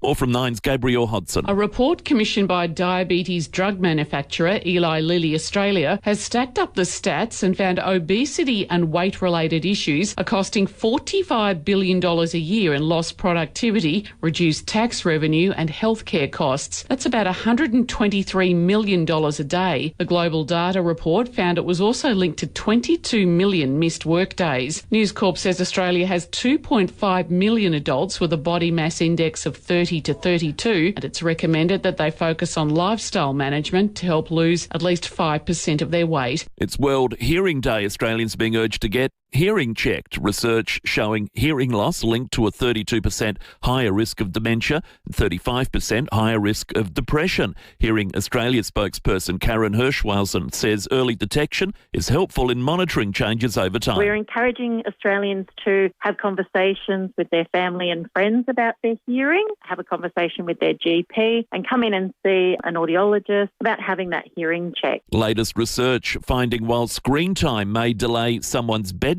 it doesn't impact a healthy night's sleep. Researchers establishing screen use in people aged 3 to 25 is directly related to later bedtime, but it doesn't cut down on total sleep time, the time to take to go to sleep or sleep efficiency. Turning to 5AA Sport. Gliderol Garage Doors, adding strength, style and safety to your home. Gliderol.com.au. Here's the wide awake Tom Wren. Absolutely, Matty. Let's start with a bit of football. The Crows have inducted 3 new Life members at their annual members meeting overnight. 2-time premiership hero Peter Caven, current player Wayne Miller and club stalwart Steve Edgecombe are all in, while the board has been finalised with 5AA's own Graham Goodings re-elected to the member position with a resounding 65% majority vote. Let's stick with footy. The AFL's new boss says Essendon star Sam Durham is very lucky he wasn't suspended for a week for a dangerous tackle. Hawthorn co-captain Jai Newcombe will face the tribunal tonight, looking to overturn a very similar tackle on Bulldog Ed Richards. Greg Swan telling Fox Footy there was a minor difference between the two. I think he was lucky, because if it did, he was going to certainly get a week, but he doesn't hit the ground, so they're the main differences. Both didn't let go, but you can certainly see with Ed Richards, his head he has a bit of a bounce on the ground. Swans forward Logan McDonald is eager to get back on the park after an ankle injury sidelined him for an entire season. The AFL season gets underway on Thursday night at the SCG with the Swans taking on Carlton. Australian Formula One Grand Prix organisers are confident all 22 drivers and their teams will arrive in Melbourne tomorrow amid global travel chaos. The season gets underway at Albert Park this weekend. Aussie Josh Giddey has equalled Scottie Pippen for triple doubles, helping Chicago end an 11-game losing streak as they easily took care of Milwaukee, 120-97. Giddey had 20 points, 14 rebounds and 10 assists, and that's his 15th triple-double with the Bulls. And Floyd Mayweather will fight veteran Greek kickboxer Mike Zambides in an exhibition bout in June before his rematch with Manny Pacquiao. And that's the 5AA Sport. Thank you, Tom. How's your drive going this morning? Let's find out. Just Floyd, celebrating 60 years of Pink Floyd. March 20th at Thebby. Tickets at ticketmaster.com.au. Morning there, a Beulah Park and industrial bin has rolled out of somebody's property onto McGill Road. That's not real good, is it? Just near Portrush Road intersection. Slow for works at Camden Park, Morford Road near Maxwell Terrace, and getting busy South Road at Mile End this morning. Early morning camera 2, Goodwood Road, Colonel Light Gardens. Check out the Louis gas lift bed at Fantastic Furniture. Stylish neutral upholstery with clever USB ports and huge underbed storage for a smarter, neater bedroom. T's and C's apply. Adelaide's most accurate traffic on 5AA. Stuck in traffic? Road trip differently in the Northern Territory. northernterritory.com/drive. Partly cloudy, 25 today, then sunny days all the way through to Monday, 27 for tomorrow and Thursday, and 30 moving ahead beyond that right through to Sunday. Right now it's 16, 5AA, always Adelaide. In Adelaide and across South Australia, this is 5AA, always Adelaide. The state election is on March 21. Early voting period is from March 14 until 6 p.m. March 20. Voting, it's a good thing. David Penberthy and Will Goodings, 5AA Breakfast. 7 after 7, good morning to you. If you're joining us for the first time on this Tuesday, the 3rd of March. It is going to heat up. It doesn't look like it outside at the moment. But there's sun on the way and some warmth on the forecast over the course of the next 4 or 5 days. Phil Curry will join us in the nation's capital after 7:30 this morning. We'll talk federal politics with Phil. We've got a jury trial that will continue a conversation we began with Tom Wren about the prospect of AFL being showcased at the 2032 Brisbane Olympics. But before we get there, let's head to Tel Aviv to check in with 7 News chief reporter, the best in the business, Chris Reason, who joins us again on 5AA Breakfast. Chris, we couldn't be more thankful for your time. Appreciate it. Your last 24 hours in Tel Aviv, just take us through the major developments on the ground there. Well, put the seatbelt on, boys. It's moving at rapid speed again. I mean, just extraordinary what's been happening. We saw, since we last spoke, the Hezbollah in southern Lebanon deciding to launch an attack on Israel. Israel swiftly responded, sent its scrambled jets into the area and pounded southern Lebanon all the way through to Beirut, caused a bit of a stampede of thousands of people trying to escape that area by foot, by car, by whatever, to get into safer zones in the north. Israel saying Hezbollah has picked the wrong fight here. They're furious. They're going to keep going until they track down the leader of Hezbollah and assassinate him, and they won't rule out any prospect of a ground force invasion. Meanwhile, Iran launched a couple of 3 drones at Cyprus into the British RAF jet base in Cyprus. An extraordinary move from them. The Brits had to scramble jets into the air. So did the Greeks. The Greeks have now sent 2 frigates into the area as well, as this thing spreads from country to country in this region. In Qatar, they had 2 Iranian jets. How they got in the air, I don't know, but they managed to get into the air and get into a Qatari airspace. Qatari's Air Force had to scramble. Shot both of those jets down. They were old Russian-style jets dating back to the 1960s, 2 Su-24s. Not much of a contest there for the modern Qatari Air Force. That was quickly put to rest. Another oil refinery strike as well at the Aramco oil refinery in Saudi Arabia. That's the world's biggest, contains some 500,000 barrels of oil, and already, thanks to that and other issues, the price of oil has started to spike. Where do I start? Where do I stop? I mean, it just is going on and on. Then on top of that, Chris, you had the extraordinary footage of those 3 American fighter jets that got blown out of the sky, and that was a stuff up by the Q80s, wasn't it? Yeah, it was. Just extraordinary to watch. I mean, imagine that. Over Kuwait, 3 US F-18s, Strike Eagles, state-of-the-art Generation 4 jets they were on patrol in that region. Suddenly a Patriot air defence system locks onto them, fires off missiles, takes all 3 of their jets down. I seriously thought the jets would be more agile and able to duck that, but they weren't. Each of the jets was hit. They tail spun into the ground. It was like watching a leaf hit the ground. They're just extraordinary, that video, as it just sort of, the planes floated down. Now, all 6 of the crew, 3 times 2, survived. There's an amazing piece of video of a bloke running through a field towards a pilot, a female pilot. She's standing there with all her gear on, a parachute on, smiling away, realising that she's cheated death. It's surreal. But yeah, friendly fire could have been much worse. All of them okay. Chris, you've been in Israel when it's been under rocket attack from Hezbollah. I think you may have been there in the aftermath of that special operation to neuter the nuclear ambitions of Iran in the middle of last year. Just as a person on the ground in Tel Aviv, is there anything that distinguishes this set of circumstances under rocket attack from those you've seen before? It does. It does feel different. I mean, you know, it's always going to feel different for us as Australians. We don't live this sort of life. The Israelis do. They're used to it from birth. They spend half their lives in bunkers and shelters. Every apartment built, I think, after the 1994 town plan has to have a bunker built into it. They know that life, but we don't. So it feels really strange. But even for the Israelis, this particular attack, this particular war is next level because it's Iran. It's not a shady terrorism outfit, Hezbollah, Hamas, the Houthis. This is a nation state fighting them with state-of-the-art ballistic missiles. And I think I mentioned to you the other day, stop me if I have, but I mean, these things are massive and they're hypersonic. They move at up to 5 times the speed of sound. They're extremely devastating. They don't just put holes in buildings, they take buildings down. And we saw yesterday that awful incident just outside of Jerusalem where a whole bunch of town folk were sheltering in their assigned, official, properly built bunker when an Iranian ballistic missile slammed into the side of it. No bunker can survive a ballistic missile. The thing collapsed. The roof pancaked down on top of all of them. 9 killed, up to 60 injured. The 2 buildings either side collapsed as well. So there's that level of catastrophe about the ballistic missiles, and you just see the Israelis take the alarms a little bit more seriously in this encounter. Do you have any sense, Chris, of how long this is going to go for? Because Donald Trump has given several brief interviews now to multiple news sources, one over the phone of the New York Times. He spoke to NBC. He's been speaking to the Atlantic, like very diverse range of media outlets, and sort of multiple sort of suggestions as to how it could pan out. At one stage, he said it could be 2 to 3 days.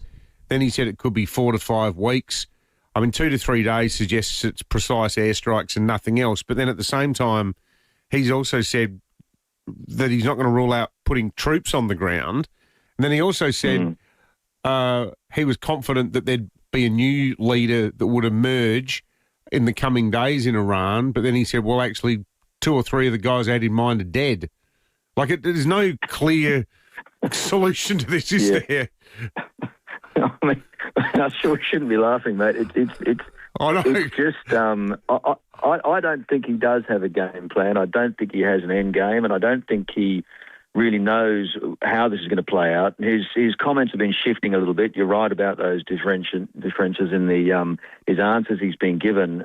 Today it's 4 or 5 weeks, and it sort of shifts. Look, and Pete Hegseth, the War Secretary, was asked the same thing today and refused to put a timeline on it, saying it'll take as long as it takes. And they're terrified of another endless war. They won the campaign. They went to election saying they would never do it again, not get involved in foreign wars, and here they are driving this one with no end in sight, no game plan, no explanation to the country, no legal background even ratified. No coalition of the willing, no support from the UN, no support from Congress. They're almost flying blind on this. And as great an emotional thing as it is to see a dictator and a tyrant, an arsehole like Ayatollah Khomeini rolled and joy and jubilation in the streets, at the end of the day, the big question is what next? And the power vacuum there, that's the question. Who's going to fill it? Is it going to be a situation where the country rises up and takes control, or is it going to be the next generation of Ayatollahs passing down and the next generation of ruthless regime? And it's pretty hard to rise up in that country if you haven't got a gun. And all the guys that have got the guns happen to be the guys that are steadfast hardliners that want to continue what's been going on for the last 50 years. I'm just not sure it's possible to do anything without boots on the ground. And does anybody really want to get to that level? Yeah, no, it's a hugely complicated thing. But Chris, we can't thank you enough, mate, for making yourself available to talk to us here in Adelaide. I saw you again last night on 7 News. You're doing an amazing job, as you always do, with your coverage. Chris Reason in Tel Aviv, Israel, for 7 News. As Chris was talking about the exit strategy or the absence of an exit strategy, reminded of that. I think everyone's quoting it today, that Niccolo Machiavelli quote about wars begin when you will, they don't end when you please. And it feels like a salient reminder of we've been through this before, especially in this part of the world. Well, that's true. There's a million questions about the Plan B part of it, but the Plan A part of it, though, getting rid of Khomeini, going after the Iranian regime. Right now, you'd have to say that it's actually had the weird and I would say welcome effect of making a whole bunch of Arab nations that value civil order, that value the power of making money, having an orderly society, letting people work. With all of Iran's attacks on the Gulf states, on Dubai, on the places we all fly through, and a lot of Australians have gone there for holidays and gone, how good is this? This place is unbelievable. These places are dripping with money. Right now, all of them, it almost looks like Israel's become a superpower in the region because completely all of the other Arab nations are going, listen, Iran, we didn't back this, we didn't enable this, and you're attacking us. Stuff you. It actually feels oddly to me like Gulf War II, when there was a sort of, I felt torn thinking the reasons for this feel dubious, but there's no sympathy for a scumbag dictator who's made people's life hell, right? And it feels oddly similar to that. The issue I've got with it right now is we know how that ended up. Oh, well, yeah, exactly. And we know how long that dragged on, and that was with a commitment to boots on the ground and regime change, and it's a much, much smaller country than Iran. I don't know. Don't you think, though, the difference between Gulf War II, though, is that when they went after Hussein, and now with the benefit of hindsight, we know the whole WMDs thing was sexed up. Yep. And it was almost a vengeance-driven post 9/11 world where they just wanted, we got to attack somebody. Did Afghanistan? But the difference with Iran is, like, heaps of countries hate Iran.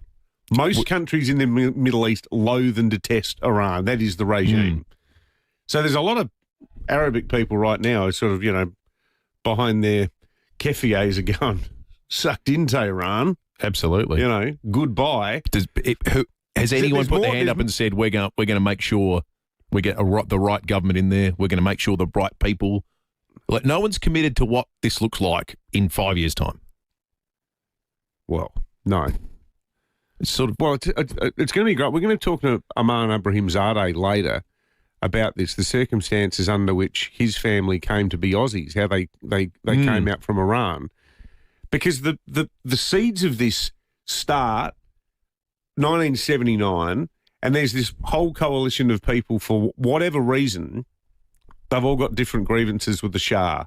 Some of them are lefty students, anti-royalists, and others are, more religious fundamentalists. They didn't like the permissive society. So everyone agreed the Shah had to go. No one knew what was going to happen next. And what filled the breach? How many times have we had this play out in recent Western history? Yeah. If there's a gap and you don't fill it, it'll get filled by something, and sometimes that thing is worse than you could ever imagine. Yeah. ISIS in Afghanistan, you've had it in Iraq, Syria. Well, Have we learned any lessons? We'll find out. 20 minutes after 7, let's check traffic. We'll come back with more in just a moment. Morning there at Stony Fell, a crash to look out for. Hallard Road near Newland Road. Beulah Park Industrial Bin on the side of McGill Road near Portrush Road. Not ideal. Works to look out for at Burton, Port Wakefield Road near Burton Road. And cameras today, Dawes Road, Mitchell Park and Grave Street, Newton. Every minute of every day, a child is admitted to hospital. Help make it a happier place with a $30 donation to the Starlight Foundation every month. Donate today at starlight.org.au. Adelaide's most accurate traffic on 5AA. 5AA Mornings with Graham Goodings. Another day, another election promise. Labor is promising to scrap South Australian public school fees. Taxpayers will fund the promise to the tune of $152 million. The Premier says the fees, which average $382 for primary school students and $723 for secondary students, will be axed from next year. Graham Goodings. We have a bottomless pit, isn't that good to know? Weekday mornings from 9 on 5AA. Always Adelaide. South Australia is a great state, but it can be better. Cost of living is out of control. We'll make power cheaper by guaranteeing a new natural gas power station. We'll make it cheaper to see a GP by scrapping Labor's GP payroll tax, taking pressure off emergency departments. And we'll make regular Adelaide Metro trips just 50 cents, helping save time in traffic and our environment. That's how we'll get the important things right. Authorised by AHIDE Liberal Party only. Signs you may have big D envy. You've been invited to a mate's house to watch the footy, but you decline. Another mate's having a birthday bash. You make up an excuse not to attend. And finally, you feel like your partner is comparing what you have to what your mates have. Avoid Big D envy. Get in touch with Big Difference Home Improvements. From outdoor blinds to stunning verandas, pergolas, timber decking and carports. Big Difference Home Improvements will change your life. BigDifference.com.au. When you're gone, who gets the things that tell your story? Like the classic car you've kept immaculate, the beach shack filled with family memories, or the record collection from your youth.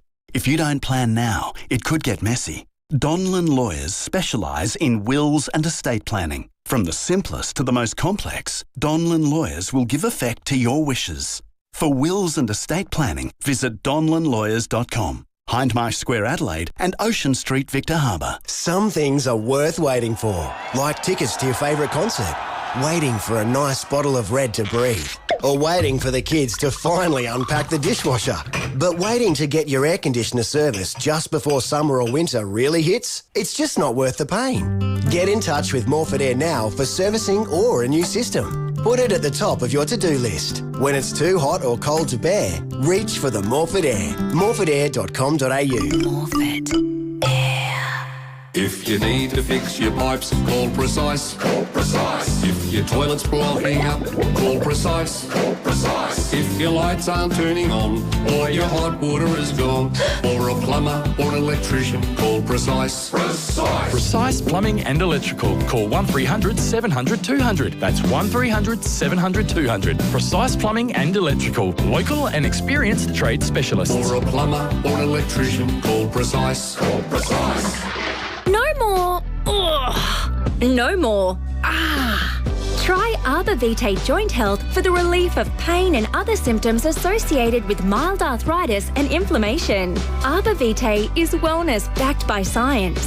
A clinical study on Arbor Vitae Joint Health can be viewed at arborvitae.com.au. That's arborvitae.com.au. Now stocked in all major chemists and health food stores.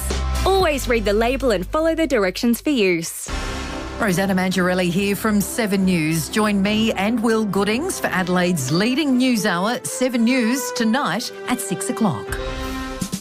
The state election is on March 21. Early voting period is from March 14 until 6 p.m. March 20. Voting, it's a good thing.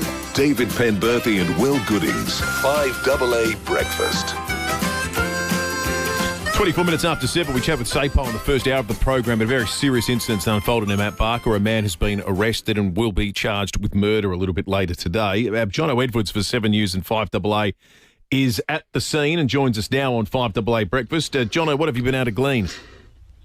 Yeah, David and Will, good morning to you. This is still very much an unfolding situation, and police are still maintaining a very high presence here on Patterson Lane at Mount Barker, just about 5 minutes or so from the centre of Mount Barker. But what we know so far, emergency crews were called just before 10 p.m. last night after reports of a confrontation or a fight. What we know is a 39-year-old man was rushed to hospital. He was taken in a private vehicle, but sadly died a short time later. Now, a 25-year-old man from Paraka was arrested nearby soon after. He has been charged with murder and will face court later today. Now, detectives say two men were known to each other and this was not a random attack, and no one else is being sought in relation to the investigation. But as you can imagine, neighbours have told us this morning they were absolutely shocked hearing screaming and commotion and a significant amount of police late last night. Just a bit of yelling and screaming, but it was already pretty late, so I was a bit scared to get out of my own. But yeah, we were a bit concerned and didn't really know what to do, but we thought it's from other neighbours that make some problems in the last few nights, but we didn't expect that. Actually, I can't really process it right now. I'm a bit shocked. It doesn't seem real. It's scary, to be honest. Yeah, terrifying situation, Jono. Thank you for that. Jonathan Edwards, you'll see more on 7 News tonight. Is Jono still on the line? I was going to ask him. Sorry, Jono. He's still there, mate? Yeah, Jono. Is there any word about how it actually happened, mate? Was it a shooting or a stabbing, or what's the go? We're not 100% sure yet. Police haven't released those details, but at the moment the street is still closed and a significant amount of police with major crime and crime scene examiners expected to attend today. We still don't know how the injury was caused, other than a lot of witnesses hearing screaming and fighting in the middle of the night. Yeah, horrible story. Good on you, mate. Thank you, Jono. All right, Greg's called in with a bit of a traffic update for us. Greg, good morning to you. G'day, buddy. Yeah, I'm 10 k's north of where the bridge closure is, which is 120 k's south of Kupiti. I camped out overnight and I thought you might want an update. Yeah, what's it like out there, Greg? Dry. Like, I'm on top of a hill, so dry and rocky. It's fairly dry now, it's a bit muddy, but the problem is the sides have all been washed away around the bridge, and there's a bit of a gap in the bridge. The policeman yesterday, I camped up there yesterday. I was down there for a few hours yesterday.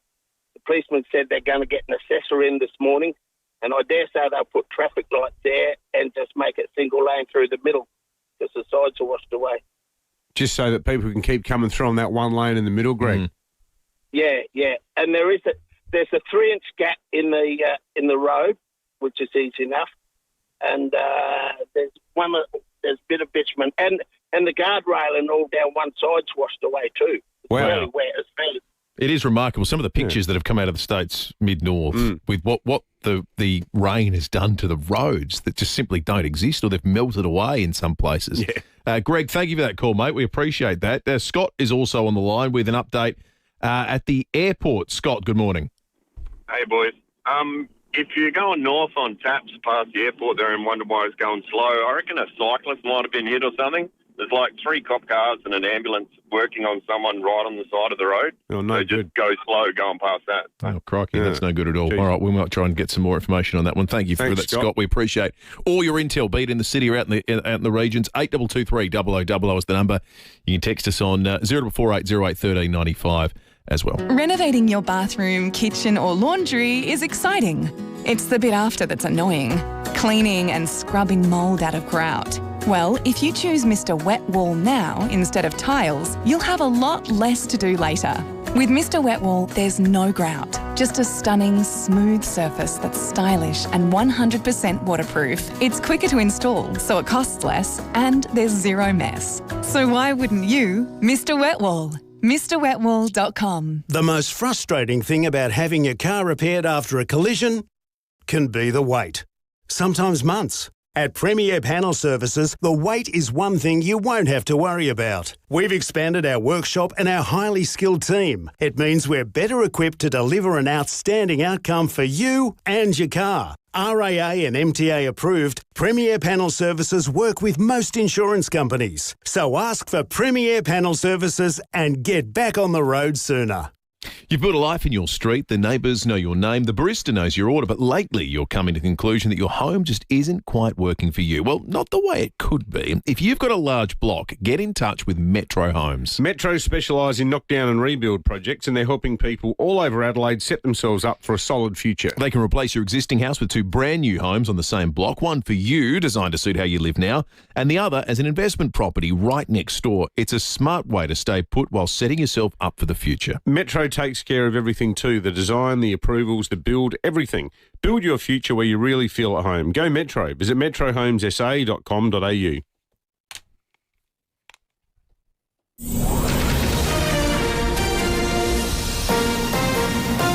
This is 5AA News. Always Adelaide.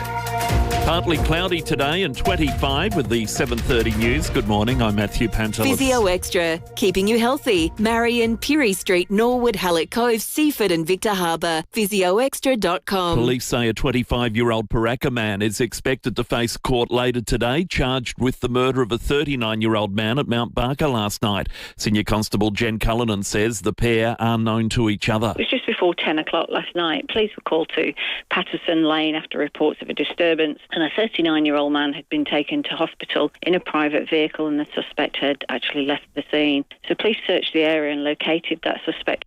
US President Donald Trump says his war against Iran is ahead of schedule. Speaking from the White House for the first time since the war began on the weekend, the president said there had been an initial projection of 4 to 5 weeks, but American forces could go for longer. With more on what was said at the media conference, here's the BBC's Sarah Smith. He listed the objectives like destroying Iran's conventional missiles and stopping it from ever developing a nuclear weapon. But he did not repeat the call for Iranian people to rise up and overthrow the government. He said nothing about changing the regime in Iran, which had been a focus over the weekend. And similarly, he didn't tell us why now. He didn't lay out what the imminent threat to America was that meant that he chose to take action now. He said this was the last best chance to stop Iran developing a nuclear weapon, but didn't say why. And then he told us that he expects this war will last for 4 to 5 weeks. It remains to be seen whether American public opinion will stick with that. Meantime, an Australian living in Tel Aviv says people living in the Middle East have become accustomed to the protocols in war.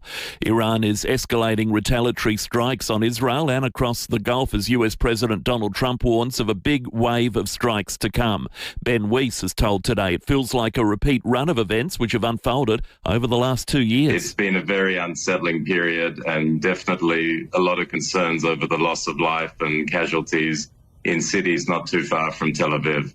Australia has slid down the list of nations attractive to global investors because of our high company taxes. The Business Council of Australia ranks Australia 21 out of 42 advanced economies for investor competitiveness. The report finding the company tax rate of 30%, competing with a lower average of 24%. A flood watch and act alert remains in place for the Flinders Ranges and the mid to far north after heavy rainfall through the region. Swollen creeks still causing problems for motorists and locals. The SES reissuing their warning to stay out of flood waters, whether it's on foot or in a vehicle. And the weekend rains may have a downside to the good news for farmers at the start of their season. Microbiologist Dr. Thomas Jeffries says the heavy downpours can help breed some nasty bugs like mozzies. That causes standing water, puddles, water collecting in things like pots and dishes, corrugated iron. So that's the ideal breeding ground for mosquitoes. Whilst SA is free of a lot of the stuff that you find further up in the tropics and Southeast Asia like dengue fever and malaria, there's still a few things to worry about like Ross River virus and Barmah River virus. An awe-inspiring astronomical event in Australian skies tonight. The last total lunar eclipse to be visible from Earth for the next 3 years will appear between 9:30 and 10:30 in Adelaide, weather permitting, the moon turning a dark reddish colour as it passes through the Earth's shadow, the colour stemming from the dust and pollution in our atmosphere. Now turning to 5AA Sport. colours, custom design, any house, any style. Gliderol Garage Doors. Gliderol.com.au. Good morning, Tom Wren. And good morning to you as well, Matty. Let's start with footy. Hawthorn set to challenge a one-game suspension handed to co-captain Jai Newcombe for a dangerous tackle. That was on Bulldogs midfielder Ed Richards in last week's pre-season clash. The incident was assessed as careless, medium impact and high contact. He'll miss the opening round against GWS, but the Hawks will be hoping to downgrade the impact from medium to low. That will be in order to allow him to play. Well, South Australia's cricketers will train today. Captain Travis Head to address the media upon his return to the lineup for the side's crucial Shield clash against New South Wales.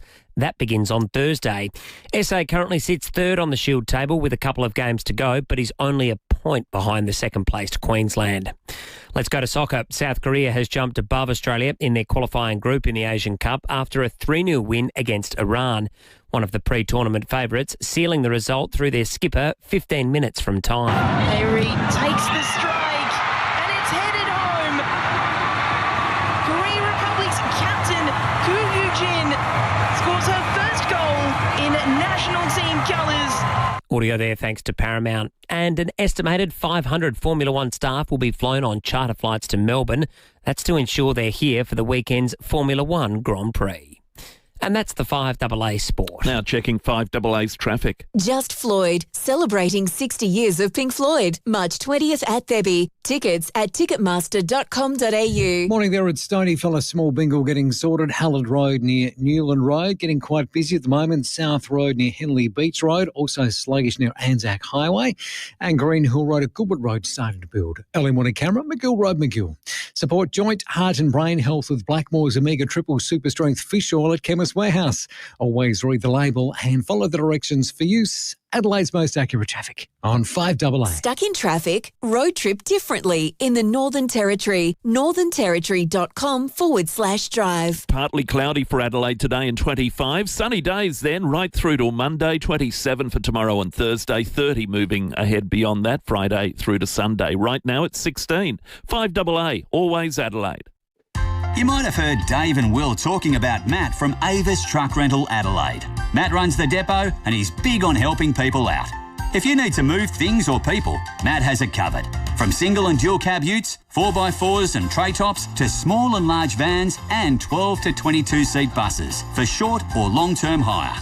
Ask for Matt's mates rates. Visit avis.com.au or call 8241 5200. 8241 5200. Agostino Mitsubishi Nailsworth and Mawson Lakes are definitely in the spirit of giving with the Mitsubishi Outlander ES. Drive away for just $39,990. Plus it comes with a 10-year warranty and 10-year cap price servicing. Agostino Mitsubishi, famous for great service, great trade-ins and great range. And if they say they're going to do something, they'll do it. Get into Agostino Mitsubishi, Nailsworth and Mawson Lakes for Mitsubishi Outlander ES. Drive away from just $39,990. For those whose pool is the main feature of their yard, Walco offer a special mesh cover to keep debris and leaves out while making your pool area look stunning all through winter. Join the great cover-up and ask Walco about their stylish new mesh pool covers. Walco.com.au. Hi, it's Eddie May here from NRG Solar. Our primary goal is to enable you to have energy independence way into the future, keeping your power bills under control. Homeowners still have a chance to take advantage of the cheaper home battery rebate. NRG Solar can help you lock those rebates in with solar and battery systems designed for maximum savings. Our installers are booking out ahead of the next rebate drop. So get in touch with NRG Solar today. Visit nrgsolar.com.au, leading solar in SA. The state election is on March 21. Early voting period is from March 14 until 6 p.m. March 20. Voting, it's a good thing. David Penberthy and Will Goodings, 5AA Breakfast. 22 minutes to 8. We're off to the nation's capital. Phil Curry from the Australian Financial Review in just a moment. Then a little bit later in the morning, we're going to have what will be an extraordinary chat with the family, the Brownbill family, Beau Brownbill, who was a coward punch victim. His mum and dad too will join us in the studio. We'll talk about the aftermath of a situation that could have and certainly has in other scenarios played out much, much more tragically. The Brownbills after 8:30 on 5AA Breakfast. We got a trial by jury coming up. This is going to be a lot of fun before 8 o'clock as well. It's an AFL-related one, sort of, and Olympics. And we've got $100 worth of Samtas seafood to give away. So if you'd like to be part of the jury, of course, you can remain totally anonymous. All you need to do is call in on 8223 0000. So the idea is it'll be a demonstration sport. Is that the plan? Well, yes. Am I giving too much away? No, you can. We've talked about it a bit this morning. Andrew Dillon said they're pushing to have Aussie rules at the 2032 Brisbane Olympics. His quote is, "Our sport is a sport that should be on that stage. We'll work closely with the Olympic Committee on what form that takes." So it sounds like he's keeping it open-ended. Well, this could be, from little things, big things grow. We'll talk more about it with the jury shortly. In the meantime, off to Canberra, Phil Curry, political editor of the Australian Financial Review, joins us. Morning to you, Phil. Morning, fellas. Botswana got an AFL team. Well, there's a few teams. There's a competition in the USA, isn't there?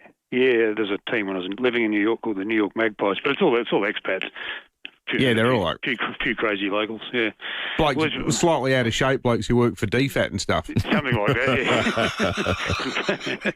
Did you ever pull the boots on, mate? You played for Peterborough, didn't you? Yeah, the Saints. Yeah, mighty Saints. Yeah, no, I didn't when I was over. I was a bit old by then, but yes. Anyway, at least we guaranteed a gold medal, maybe.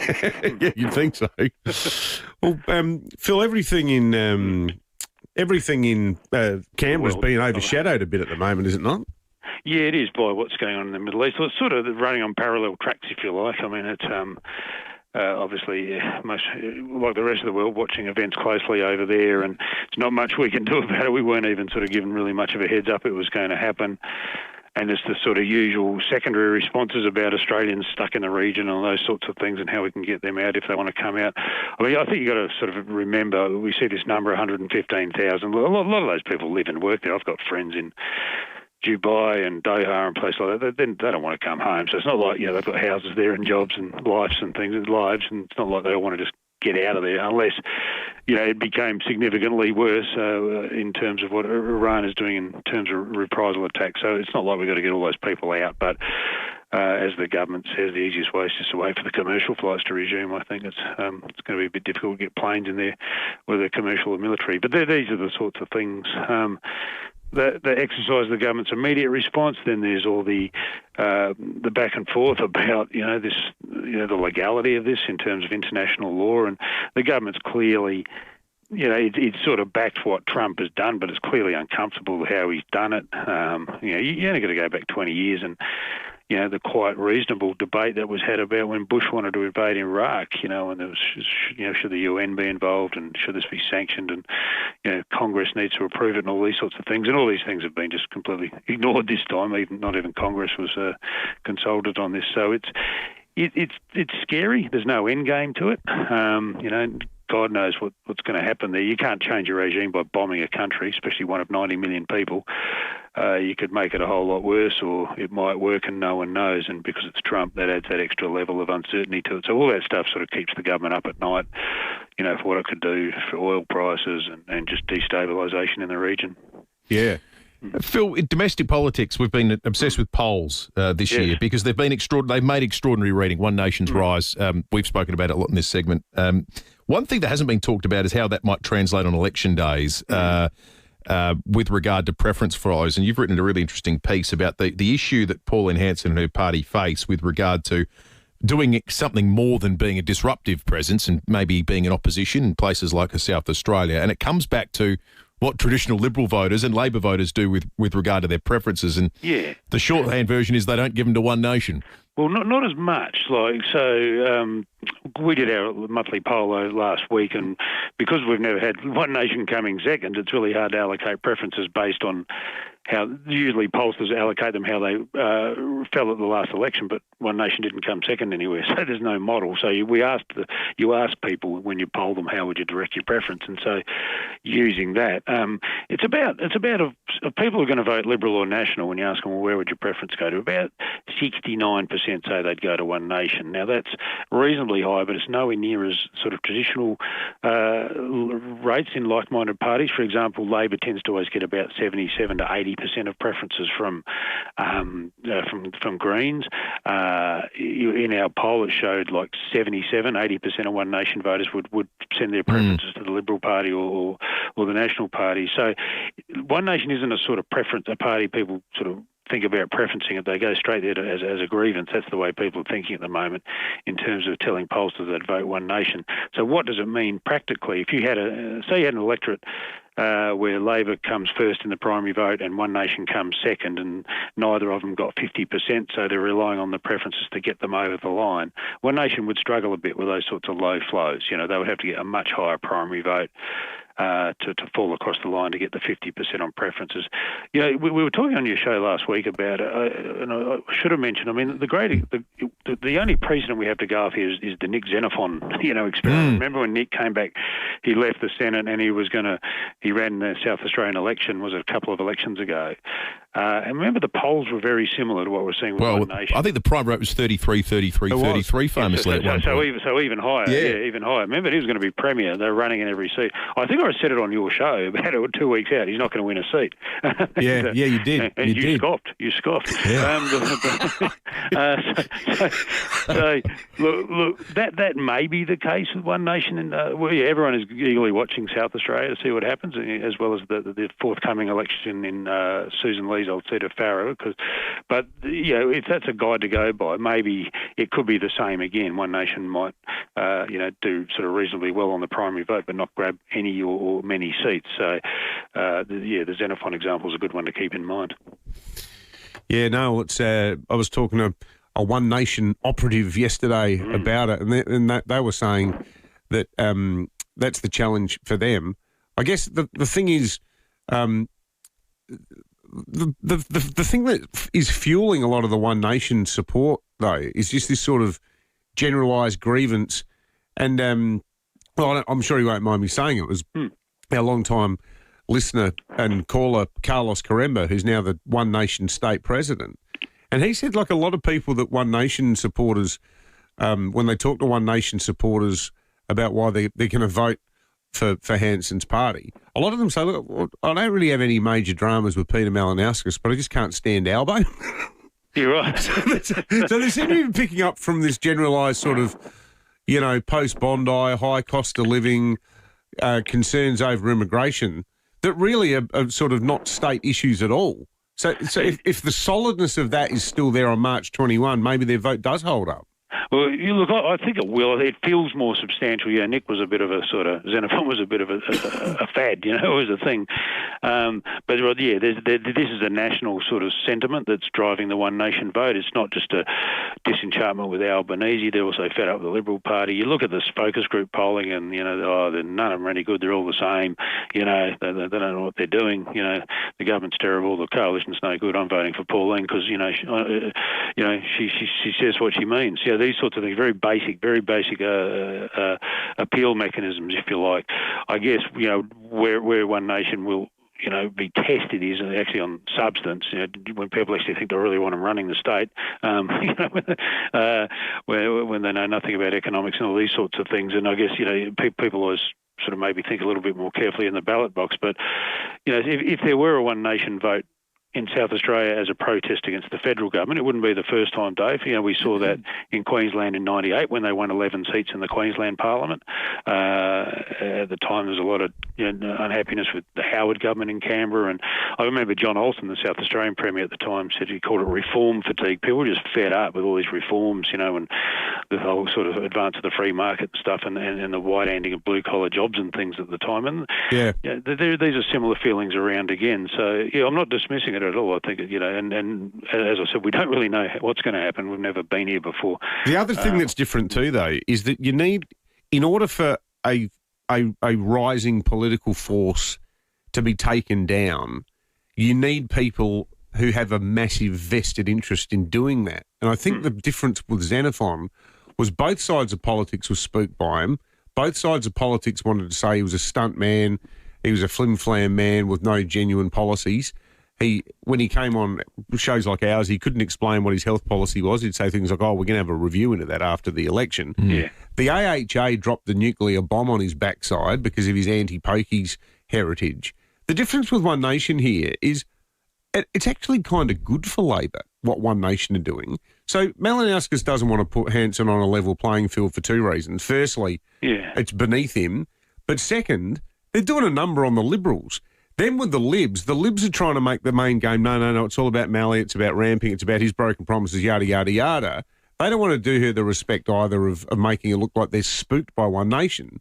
So that means One Nation aren't getting the sort of scrutiny that Xenophon did. That's true. Yeah, but it's a double-edged sword, because if you pander to One Nation, you just embolden them, and this is one of the criticisms coming from the moderate Liberals federally. When the Liberal Party, they dropped net zero last year and started going all right-wing on immigration and everything else. They said, well, you're just reinforcing Pauline because as Penny Wong said, you can't help Pauline, and every time you try, she just moves the goalpost again, and then you end up becoming One Nation light. But so this is the dilemma the Liberals face, and then and at the same time they've been completely destroyed from the left.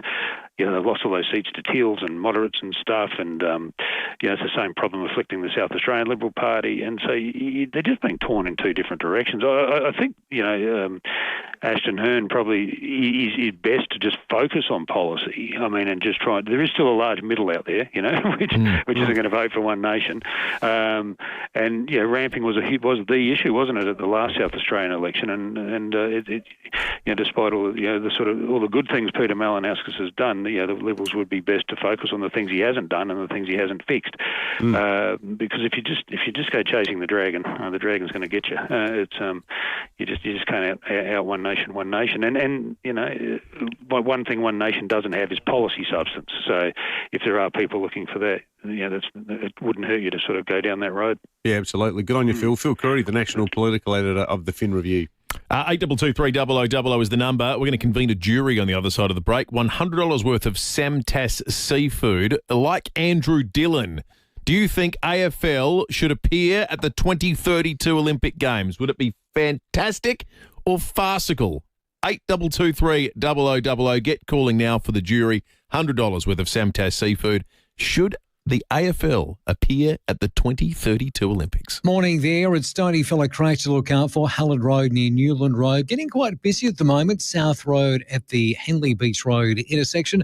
Also sluggish Green Hill Road at Goodwood Road. Look out for those works at Virginia. They are slow at the moment. Anglevar Road near Gawler Road. Early morning camera, Goodwood Road, Colonel Light Gardens. Amart's VIP night starts today. In store from 5 p.m. Save 20 to 60% off store-wide. Plus get free local delivery on orders over 1299. T's and C's apply. Adelaide's most accurate traffic on 5AA. Wow, we're actually moving. Come on. Sure we can get more than two of us through the lights. Hello, we're doing like 50 in a 60 zone. Come on, mate. Oh, and then you're going to brake. Excellent. What is taking so long? Come on. Move, woman. It's green. Move. Come on. Beat the heat. Keep cool with Fix Now, Pay Later options available. Book now. For great service guaranteed, call 1300 Automasters. Is it the best Beechwood home ever made?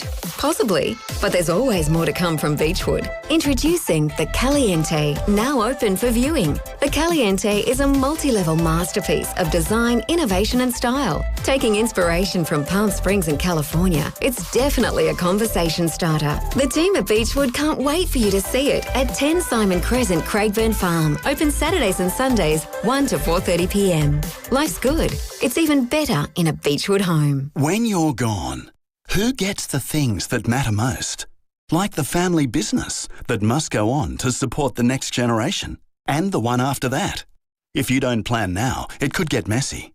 Donlan lawyers specialise in wills and estate planning. From the simplest to the most complex, Donlan lawyers will give effect to your wishes. For wills and estate planning, visit donlanlawyers.com. Hindmarsh Square, Adelaide, and Ocean Street, Victor Harbour. Some swear jars collect coins, but at Buy Urban Bathrooms and Kitchens, their swear jar collects promises. Hi, I'm Renette, a designer. I swear to listen to your ideas and help create a functional space for you. Hi, I'm Rick the plumber. I swear to always be on time and clean up after myself. I'm Laura. I swear to help bring your thoughts and design ideas to life, just how you envisioned them, or better. For a team that swears to deliver on quality and service, see Buy Urban Bathrooms and Kitchens, Adelaide's home renovation experts. The cost of living is out of control, But Family First will take the pressure off. They'll cut migration, approve more housing, cut family taxes and slow the race to renewables. Vote 1, Family First. Authorised by Lyle Shelton, Family First Party, Norwood. If you're after legendary reliability and safety, get a Toyota forklift. Yep, Toyota is still the world's #1 forklift brand, famous across just about every industry for their reliability and safety. That's the Toyota Forklift Advantage. And with great electric options and branches all over the country, find the right Toyota forklift for you at toyotamaterialhandling.com.au. Don't just get a forklift, get a Toyota forklift. What is taking so long? Come on! Move, woman! It's green! Move! Keep your cool in traffic with ice cold aircon from Automasters. Fix now, pay later options available. Call 1300 Automasters. 5AA Breakfast is streaming live right now. To watch, simply head to 5AA on Facebook or YouTube. The state election is on March 21. Early voting period is from March 14 until 6 p.m. March 20. Voting, it's a good thing. David Penberthy and Will Goodings, 5AA Breakfast. In the criminal justice system, all defendants are innocent until proven guilty, either by confession, plea bargain, or trial by jury. This is one of those trials. Time for a jury trial. We've got 2 prizes this morning, $100 worth of Samtas seafood and some tickets to get along to Gluttony to see California Crooners Club.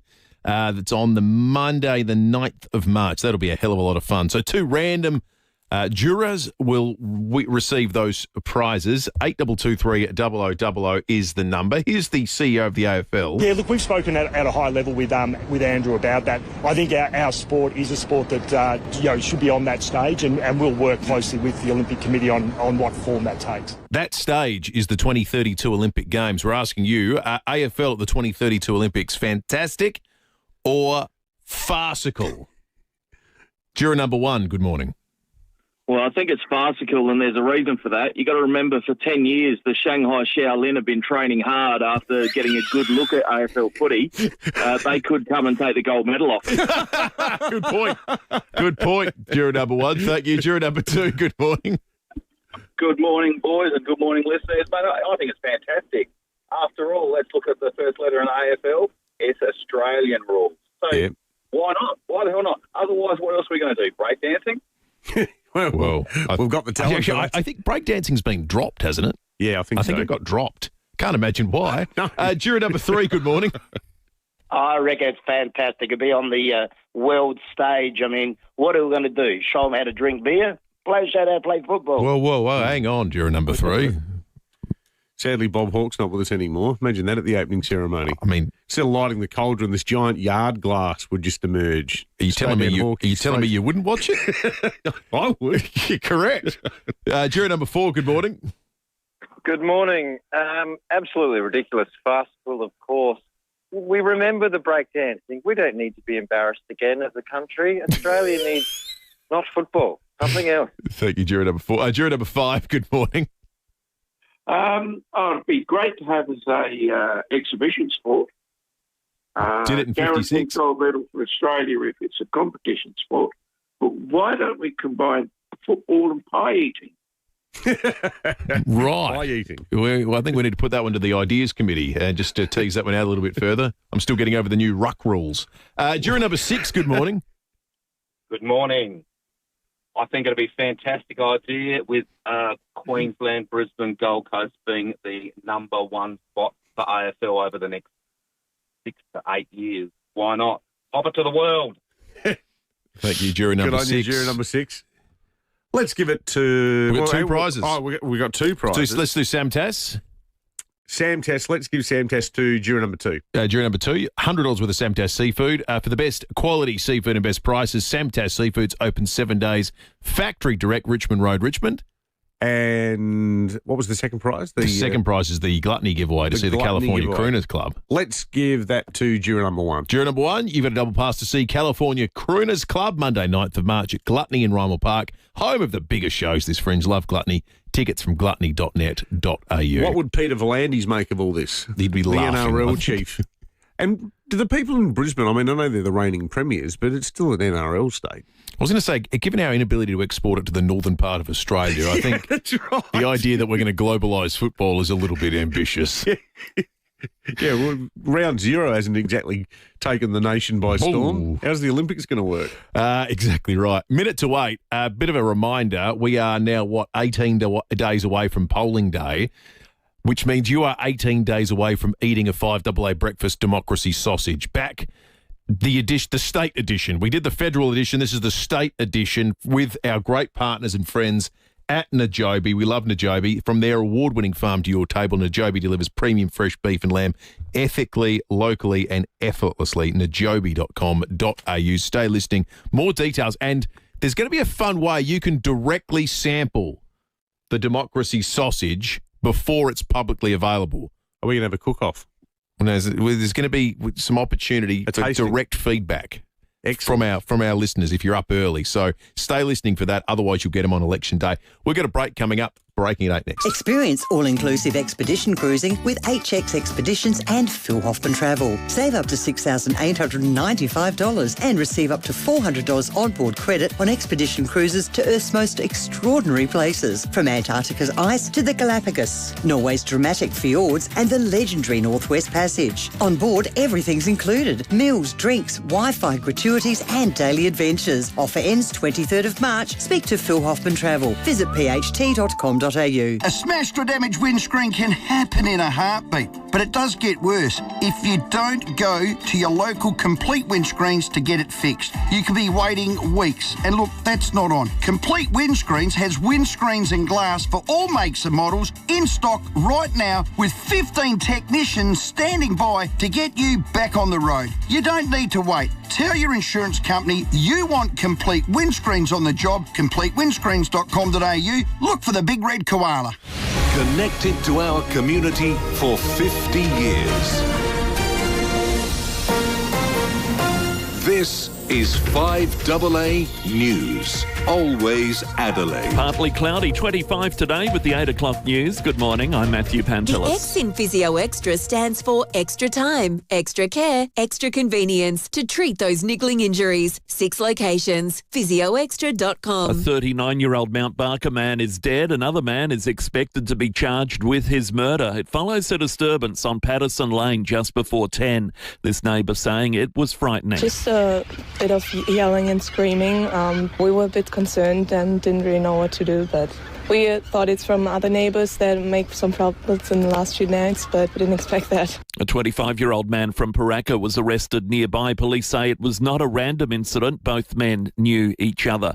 The US Secretary of War is rejecting suggestions the country has started another so-called endless war in the Middle East. President Donald Trump says there's still a big wave of strikes against Iran to come, but they are substantially ahead of the planned timeline for the large-scale military campaign. Pete Hegseth says they have clear objectives to meet with the action. This operation is a clear, devastating, decisive mission. Destroy the missile threat, destroy the Navy, no nukes.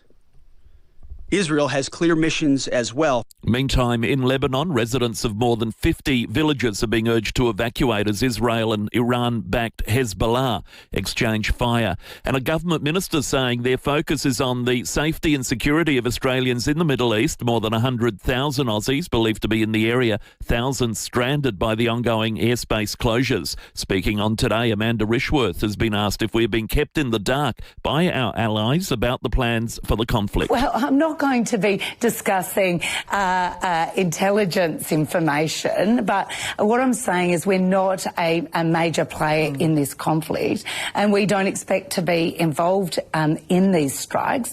Surgeries are slowly coming back online at Flinders Medical Centre. A lightning strike on Saturday morning forced generators to kick in, but the air conditioning system suffered a power surge, creating humidity in the operating theatres. Patients had to be moved to other hospitals, but not to Noarlunga, which is waiting for parts to fix its cooling system. Its theatres closed for the last week.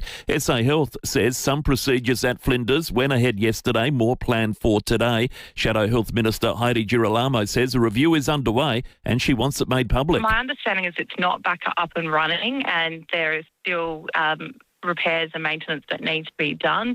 There was also a lot of supplies that were lost due to the humidity.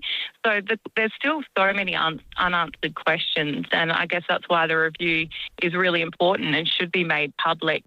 A flood watch and act remains in place for the Flinders Ranges after heavy weekend rain deluged the far north of the state. Further to the west of the Flinders, Greg, 100 kilometres south of Coobapedy, and says some roads remain impassable. The problem is the sides have all been washed away around the bridge, and there's a bit of a gap in the bridge. The policeman yesterday, I camped up there yesterday, the policeman said they're going to get an assessor in this morning, and I dare say they'll put traffic lights there and just make it single lane through the middle.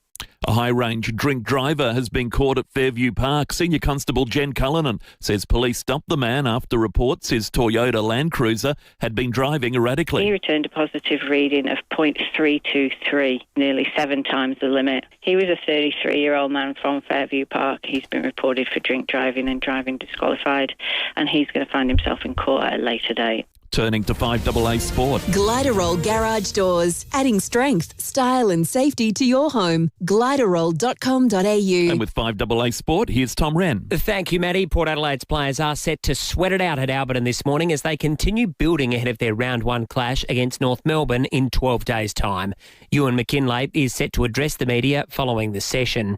The Crows are also set to train today as they prepare for their round 1 match against Collingwood in 11 days. The season kicks off on Thursday night with a match between Sydney and Carlton at the SCG. Gold Coast will host Geelong on the Friday night, and a boost for the Cats with coach Chris Scott confirming on Fox Footy that both Bailey Smith and Jeremy Cameron should play. They'll both play. We won't know for sure until we train, but that's the information I've been given. It would have been preferable if they played against Carlton, but Graham Myers is likely as well, so we'll get some good ins.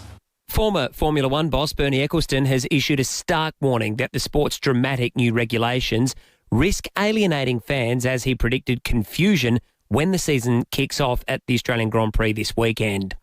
Well, Gina Reinhardt is again digging deep to reward our swimmers. Ahead of the Commonwealth Games, she's pledging $20,000 if they win a gold medal, $15,000 for silver and $10,000 for bronze. As well, there's $30,000 on the table if a world record is broken.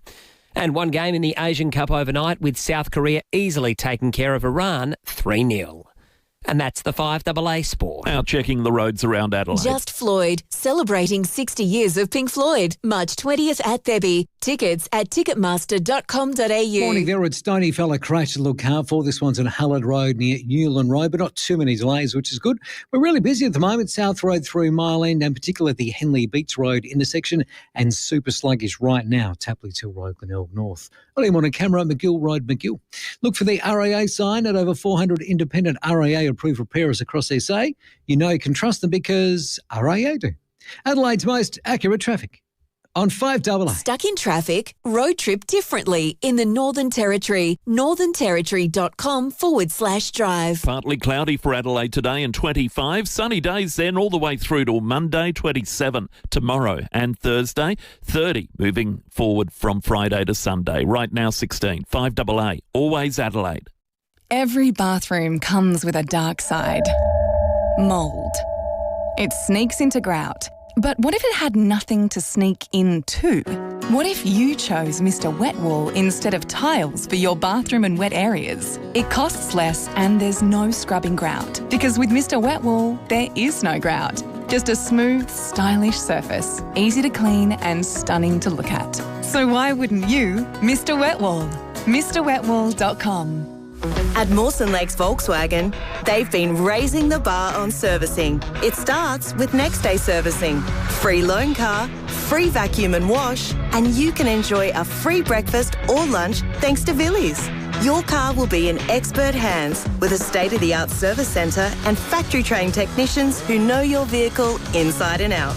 At Mawson Lakes Volkswagen, we look after you and your car. Mawson Lakes Volkswagen, just a short drive from the city. Imagine waking up to a to-do list that includes Ace. Don't you dare. Fancy a dance? Downsize and upgrade your lifestyle at a Living Choice Retirement Resort and swap chores for choices. Gotcha. A choice of locations to live, passions to pursue, and ways to feel young again. For a limited time, enjoy a $10,000 lifestyle package. Conditions apply. To happy days. Visit livingchoice.com.au. Streaming live via the 5AA Player app on DAB Digital Radio and on 1395 AM.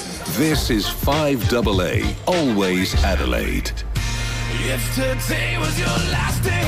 The state election is on March 21. Early voting period is from March 14 until 6 p.m. March 20. Voting, it's a good thing. David Penberthy and Will Goodings, 5AA Breakfast. 8:09, Breaking 8 coming up in just a moment. Fuel Watch will do closer to 9 o'clock, but I wonder if we can do a bit of an impromptu Fuel Watch to start this hour. Just some reports interstate of weirdness at petrol stations, lineups, people with jerry cans trying to get in before they anticipate price rises because of what's happening in the Middle East. The actual oil barrel price, if we look at it right now, the live price is only up 6%. So it's up to about $71 a barrel. If you go and have a quick look at what it was before the conflict started, it was about high 50s, so up to 71. You go, okay, well, that's jumped up a bit. But if you have a look over the course of the last a decade or so, the peak was actually following what most people consider the start of the Russia-Ukraine war, forgetting the Crimea component of it for just a moment. It got up to $113 a barrel at that time, you might recall. We had the excise come in here, and that's what started. That combined with the post-COVID stimulus payments washing through the economy is what got us into that inflationary period where the rates went up significantly. So just repeating, $71 a barrel this morning. It was $113 at one point in May 2022. So no real argument for people to be running and filling up jerry cans and doing craziness at this point in time. But there are some toilet rolls. Or buying toilet rolls. God, let's not do that, shall we? But if you're seeing anything weird out there... Shouldn't even say that as a joke in front of a live microphone. No, we shouldn't. If you're seeing any weirdness, report. We'd love to hear. And if anyone's seen petrol prices jump up that sound out of kilter with the data you've just heard, give us a buzz. We will name the people. 8223 You can text us on 044808 1395. After 8:30, stick around. The Brownbill family will join us. I just spent the 8 o'clock news reading Bo Brownbill's mum and dad's recollection of the night. They received a call from police saying, go to the RA. It's touch and go with your son. He's been hit on a night out in the town. And the experience of driving in the car and getting to the hospital, the most harrowing experience that any parent could ever experience. They're going to be in after 8:30 to talk about that, coward punches, social issues. We're going to get into all of it after 8 o'clock. Right now, though, it's time for Breaking 8. Well, whatever its parliamentary influence is down on North Terrace, the Fair Go Party has been a constant source of headlines. It was formed after the sudden and controversial decision of Sarah Game, the One Nation MP, to walk away from the One Nation Party. There was that huge row with Pauline Hanson. Then Councillor Henry Davis, who was going to be a Fair Go Party candidate, he got punted by Sarah Game. Well, our next guest, Jake Hall-Evans, until recently he was the number one candidate on the party's upper house ticket, but he kindly made way for the former Glenelg and Crows star Chris McDermott to take the number one spot on the Legco ticket. That was after McDermott had originally planned to run in the lower house as the candidate for Fair Go for Dunstan. Well, now Jake Hall-Evans has walked away from Fair Go, and he is running as an independent candidate for the seat in Will's neck of the woods, Colton, running against a new Liberal candidate, and also the daughter of the late Nick Bolkus, Aria Bolkus, in that seat. We have Jake on the line now. Jake, a very short history of the Fair Go Party, but certainly punched above its weight in terms of producing headlines, I guess. Yeah, look, it is probably a short history but a long narrative. I would say that this is one of the reasons people tune out of politics, is these headlines that don't focus on them and the issues that they face every day. And that's one of the reasons why I've decided to run as an independent. So what was the thing that made you walk away? I mean, it was a bit of a bit of a hard ask for you. Do you mind moving down from a winnable position to an unwinnable position? Was that part of it? You know, did you think in hindsight it was a bit rough? On the contrary, I actually started in Colton because I'm really passionate about that area. I've got family that lives in that area. I grew up in the area. I went to Grange Primary, ran the Maccas at Fulham Gardens on Tapley's Hill Road through my uni days. So I started the race for Fair Go there. After Henry's departure, I was asked to head to the Legislative Council. I didn't really feel comfortable. It's not where I wanted to be. I've always considered myself to be a local retail guy who wants to get down into the trenches on the issues that people deal with day to day. So going back to Colton was a relief, but the feedback from the community was overwhelmingly, we want a independent, we like you, we don't know what Fair Go stands for, we don't know who they are. Additionally to that, it was becoming clearer to me that individuals like myself were putting a lot of effort in trying to establish a brand in the minds of voters, and those efforts really were not being pushed by the people it was going to ultimately benefit. Mm. So the seat of Colton, so for many, many years it was held by a bloke, I actually think he, like you, went to Grange Primary, and Paul Kiker, the former head of the Firefighters Union. It's become quite marginal. Steve Condis held it for a while for the Libs when the Libs were in government. It's sort of a bit of an open field now, though, isn't it? Because you've got, a well-liked local member down there in Matt Cowdery, who's announced that he's not running. He's walking away from politics. So you've got two brand new Labor and Liberal candidates. Do you think you're in with a sniff at all? I know that the voters of Colton are really frustrated, and that voters across all electorates are frustrated. I mean, we're seeing a surge of people put their vote elsewhere other than Labor and Liberal. The number one local issue in that electorate has been the erosion of sand at West Beach and Henley. Now, Matt was a really great advocate for that. I'm not sure the new candidate is fully abreast of the issues. I know that the Liberals haven't committed to a mass renourishment, or they didn't initially. I've committed to that. I've been on the sand issue since 2017 when I met the local community group. So I know that Labor as well has committed to a disastrous dredging trial. Our oceans are sick, so dredging the ocean floor for sand isn't going to work, and it's not going to solve the problem of it banking up in the northern beach cells. We're not taking the beach sand off the beach. We're now picking up additional sand from the ocean. So I think there's a lot of distrust in Labor and Liberal to actually deliver on the local issues. So and just finally, I never count my chickens before they hatch, but I think voters are frustrated. And just finally, Jake, how do you see your old party Fair Go going? Oh, look, I don't think there is much hope in terms of the work hasn't been done. I was out there every day, and I'll continue to be out there every day for the people of Colton. And I talk to anybody who wants to talk to me. I think if you want to represent the community, it doesn't matter who they voted for. You've got to get down and speak to them. And I've had people come out and say, "Yep, we can see you're doing the work." But Fair Go. We need the leader to be present. Jake Hall-Evans, the independent candidate for Colton. Thank you for joining us. The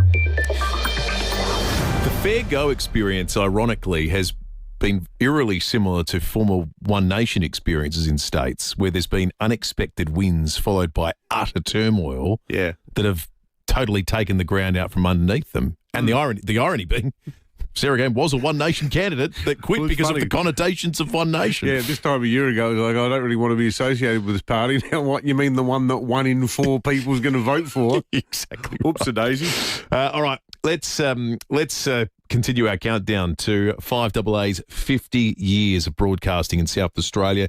It's coming up on the 14th of March, and we're reflecting on some of the iconic moments, the iconic places, the iconic things that have happened in our state in that time. 5AAA turns 50. A lot has happened in that time. Opened in the early 80s, the HMS Buffalo replica in Glenelg became more than a restaurant. It was a South Australian icon. The recreated HMS Buffaloes found a permanent berth near where its predecessor once moored.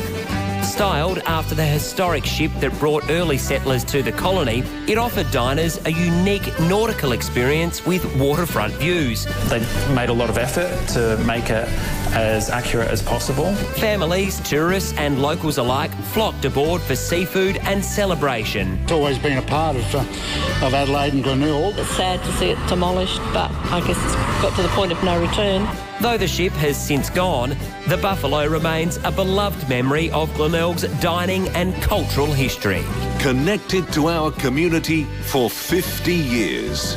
5AA, always Adelaide. Glenelg's always punched above its weight in unique building, isn't it? You got Magic Mountain and the Buffalo and The revolving restaurant. Well. Yeah, we just see the disc of sort of 1970s Hugo carpet squares making its way in a sort of concentric fashion around. I reckon that's a good entry in our. We should have a discussion about now what's the most unique building or venue in South Australia now. Did you ever go to the HMAS Buffalo for a feed? I reckon I did once. Did you really? Really young. Themed restaurants, eh? You don't see many themed restaurants anymore, do you? Wasn't there that Night Train horror restaurant in Light Square That's for a while? right. There absolutely was. The Night Train. I don't want to sound like a food snob, but I probably have been for years. Are there any themed restaurants that have a Michelin star? I think their theme is good food. Yeah. It's like that scene in The Cable Guy with Janine Garofalo when they go to the medieval restaurant for dinner. Remember that? Yeah. I'll be your serving wench for the evening. Is there anything I can get you from the barkeep? Medieval Times, I think, still operating in the United States. Medieval Times. Is that a real thing? It's absolutely, it's a real thing. You can watch, people knights joust while you eat a badly cooked schnitzel. Not into the themed restaurants, but they should bring back Sizzler. Sizzler was excellent. I think Sizzler still might exist somewhere. Is there a Sizzler? What, in Adelaide? Not in Adelaide. No, I think someone bought the brand in recent years. Anyway, we'll have a look into that. 8223 no Buffalo, no Magic Mountain. Revolving Restaurant, I think, is a good nomination for most unique building in Adelaide or South Australia. If you've got another nomination, give us a call right now, 8223 or text us on 0448 08 1395. Morning there, it's Stony Fella Small Bingle getting sorted. Hallett Road near Newland Road. Really busy in a couple of spots this morning. South Road at Mile End, also at the intersection of Henley Beach Road. Really slow and pretty sluggish as we speak to Anzac Highway coming in through Plimpton and also through Ashford. Cameron's Gorge Road, Athelston and McGill Road, McGill. Yes, Adelaide Central Market is open Tuesdays till Saturdays and still the only place to find the best of SA. Great specials and familiar faces at over 70 stalls. Adelaide Central Market. Adelaide's most accurate traffic on 5AA. The 5AA Sports Show. Rowie and Timmy G. 5 cracking games to start the year. Joining us is 4-time premiership player Jordan Lewis. There's 5 games there that are juicy. Kerno hasn't got time to settle in with Sydney. He's playing Carlton first up on Thursday. Adelaide's only local sports show. He would be nervous and anxious to play, and I'm sure the Carlton back would be nervous and anxious to play against him. The 5AA Sports Show. Weekday afternoons from 4 on 5AA. Always Adelaide. Hi, Daniel Talia here, General Manager of Home. That's HAUME. Put simply, we buy homes. If you've received a letter from us in your mailbox, don't throw it away. You may be throwing away a golden opportunity to sell your home at market value. With zero effort, advertising fees or commissions, you'll save thousands of dollars. If you've received a letter from us, it means we're serious about buying your home. For more info, visit home.com.au. That's HAUME.com.au. Hi, it's Eddie May here from NRG Solar. When it comes to power bills, NRG Solar understands that South Australian businesses are feeling the pinch too. The Cheaper Home Battery program isn't just for homeowners. Eligible businesses can access those savings as well. NRG Solar takes a consultative approach with commercial customers, starting with how your business uses power, then designing a solar and battery solution that makes financial sense. Talk to NRG Solar and see what a solar and battery solution can do for your business. Visit nrgsolar.com.au. Fluorio Milk Company will always always put SA first, and you can too.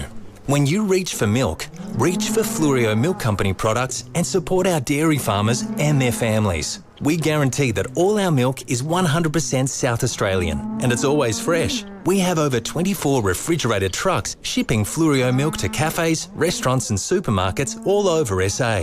Look for the local in your supermarket. Fluorio Milk Company.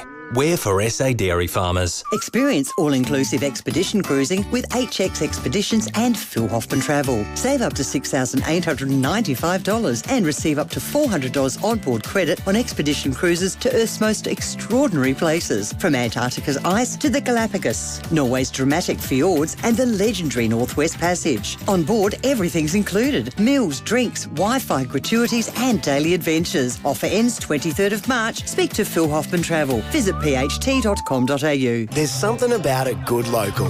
Walking in and knowing you're in the right place. That's the Piermount Group of Hotels. 8 neighbourhood favourites. The Albion, the Australasian, the Bel Air, the Flagstaff, Mansfield Park, the Stirling, the Marriotteville and the Seaton.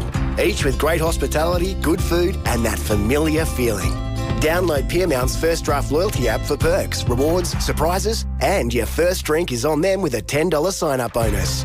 Explore everything on offer at piermount.com.au. Imagine waking up to a to-do list that includes ACE. Don't you dare. Fancy a dance? Downsize and upgrade your lifestyle at a Living Choice retirement resort and swap chores for choices. Gotcha. A choice of locations to live, passions to pursue and ways to feel young again. For a limited time, enjoy a $10,000 lifestyle package. Conditions apply. To happy days. Visit livingchoice.com.au. Rosanna Mangiarelli here from 7 News. Join me and Will Goodings for Adelaide's leading news hour, 7 News, tonight at 6 o'clock. The state election is on March 21. Early voting period is from March 14 until 6 p.m. March 20. Voting, it's a good thing. David Penberthy and Will Goodings, 5AA Breakfast. 25 after 8. At one point, we had 80 sizzlers in Australia. By the end of 2020, we had 0. As of this year, there will be 1, a sizzler opening at the airport in Sydney in an attempt to revive the brand. So this could be the big sizzler comeback that you've been waiting for. We've got some good texts about iconic restaurants and locations around Adelaide. Steve is on the line, and Steve used to work at the Revolving Restaurant. Steve, good morning to you. Before I made pool covers, boys, and at uni, I used to run tables that would disappear. You'd go to the middle kitchen there, come out to your tables, and they'd be spun around. You'd lose them. You'd have to chase them. Would you get dizzy at the end of your shift, Steve? What's that? Would you get dizzy during your shift? Actually, some people did get motion sickness there because some of the ball bearings were stuck. So you'd be in motion and the whole disc would catch and shudder, which would throw some people out. We had people that you'd put your drink on the shelf on the outside, talk to the table, and then your drink would be 50 metres back. That happened a lot. We had runners, people who went down to toilets downstairs and then they just fled. So they wouldn't pay their bill. That was another one. But yeah, it was a good place to work. I actually met my wife downstairs in the motel. She came up and I charmed her from the motel reception as a charming, waiter, dashing waiter. Oh, Steve, no, it was great fun. Good to hear. Great fun. Something good is coming out of the Revolving Restaurant. Ultimately, Walco liners and covers. Good on you, Steve. Yeah, Thank you for calling in. We'll get to some of your calls in just a moment. Well, here in Australia, where there's so many people of Iranian Persian background, most of whom came here on account of the 1979 revolution and all of the upheaval that brought, there's been a lot of joy, a lot of happiness at seeing that the Ayatollah has been removed as the leader of Iran. Aman Abrahimzadeh is a great friend of our program, obviously well known to our listeners as a City of Adelaide councillor and, more importantly, a very effective domestic violence campaigner. Aman, thanks for joining us, mate. As a Persian Aussie, what's your feeling looking at what's been happening in Iran? Yeah, good morning, guys, and thanks for having me. What's my feeling? Look, I think my feeling and the feeling of the majority of the Iranian Australian community here is that whilst there is an amount of excitement and happiness because of the recent events, namely the Supreme Leader's death and a number of other senior leaders' deaths, the thing that is still on our minds is that the medium and long-term plan for Iran. Because what we need to be mindful of is the system there is set up, and it's a rigid system. People can die, people can be pushed aside, but there are tens, if not hundreds of people waiting in line that can essentially be put into those positions, and the system kind of continues on. So I guess, if you look at it from a governance framework, it is very rigid and it's very strong, and it's set up deliberately like that. But I guess, we'll be watching to see who the next Supreme Leader is, how this war plays out. All the recent media reports have said that this is something that is probably going to go on for weeks, if not months. And like I said earlier, it's that medium and long-term plan. What is Iran going to look like in a few weeks or in a few months' time? Will there be a different government? I certainly hope so. Or will the current government, try and negotiate their way out of this war? Because it's not like Australia where there's no sort of effective standing opposition at all, is there? No, and there's no room for opposition, because if you are in opposition, like many other dictatorships, you look at Russia, you look at North Korea or anywhere else, there is no opposition because the opposition has been killed. Yeah. And if you dare speak out against the government, they will go to the point to make an example out of you. And I remember this as a child. I may have been 5 or 6 years old. We were driving through a big roundabout, and I remember seeing a dead body hanging off a crane. Now, that wasn't because that person spoke against the government, but I can certainly tell you that if you do dare speak out against the government, that is exactly what they will do to you. They will make an example out of you so that nobody else summons up the courage to do it. Unbelievable. Well, we'll catch up properly soon, Aman. Good to chat to you this morning. Aman Abrahimzadeh, City of Adelaide Councillor. Thank you. 5AA Breakfast is streaming live right now. To watch, simply head to 5AA on Facebook or YouTube.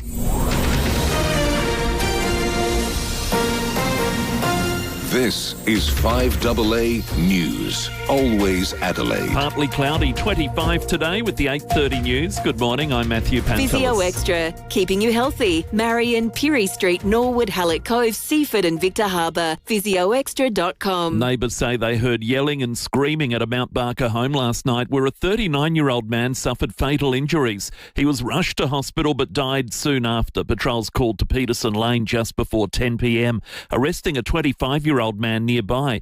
It's expected he'll be charged with murder. This neighbour in shock. Actually, I can't really process it right now. I'm a bit shocked. It doesn't seem real. It's scary, to be honest. Police say the men knew each other. It's not a random incident. The US president has outlined the goals on the military strikes against Iran as he vows the operation will continue in full force. Israel has launched strikes in Lebanon following suspected missile fire from Hezbollah as the conflict spreads through the region. Donald Trump promising they're substantially ahead of the initial 5-week timeframe for American involvement. The president saying operations in Iran are likely to last 4 to 5 weeks, but he's prepared to go far longer than that. We have capability to go far longer than that. We'll do it. Whatever somebody said today, they said, oh, well, the president wants to do it really quickly. After that, he'll get bored. I don't get bored. There's nothing boring about this. The federal government is looking at contingency plans to try and get Australians out of the Middle East. 115,000 citizens stranded in various parts of the region following retaliatory missile attacks by Iran at key transit hubs. Foreign Affairs has opened a special portal to provide information for people in the area. The Deputy Prime Minister, Richard Marles, telling Today the government is monitoring the situation. We are going through some contingency arrangements right now, which I won't speak about publicly. Looking forward over the coming days and weeks. But for most people, the most expeditious way in which they will be able to leave is going to be through commercial flights. Australia's biggest businesses urging the federal government to reduce red tape to improve productivity. The Business Council of Australia launching the Global Investment Competitiveness Index, ranking Australia 21 out of 42 countries. The index finding we do well when it comes to trade. But BCA CEO Brand Black argues business is drowning in regulations. What we're really seeking is a commitment from government to reduce the cost impact of regulation on businesses by 25% by 2030.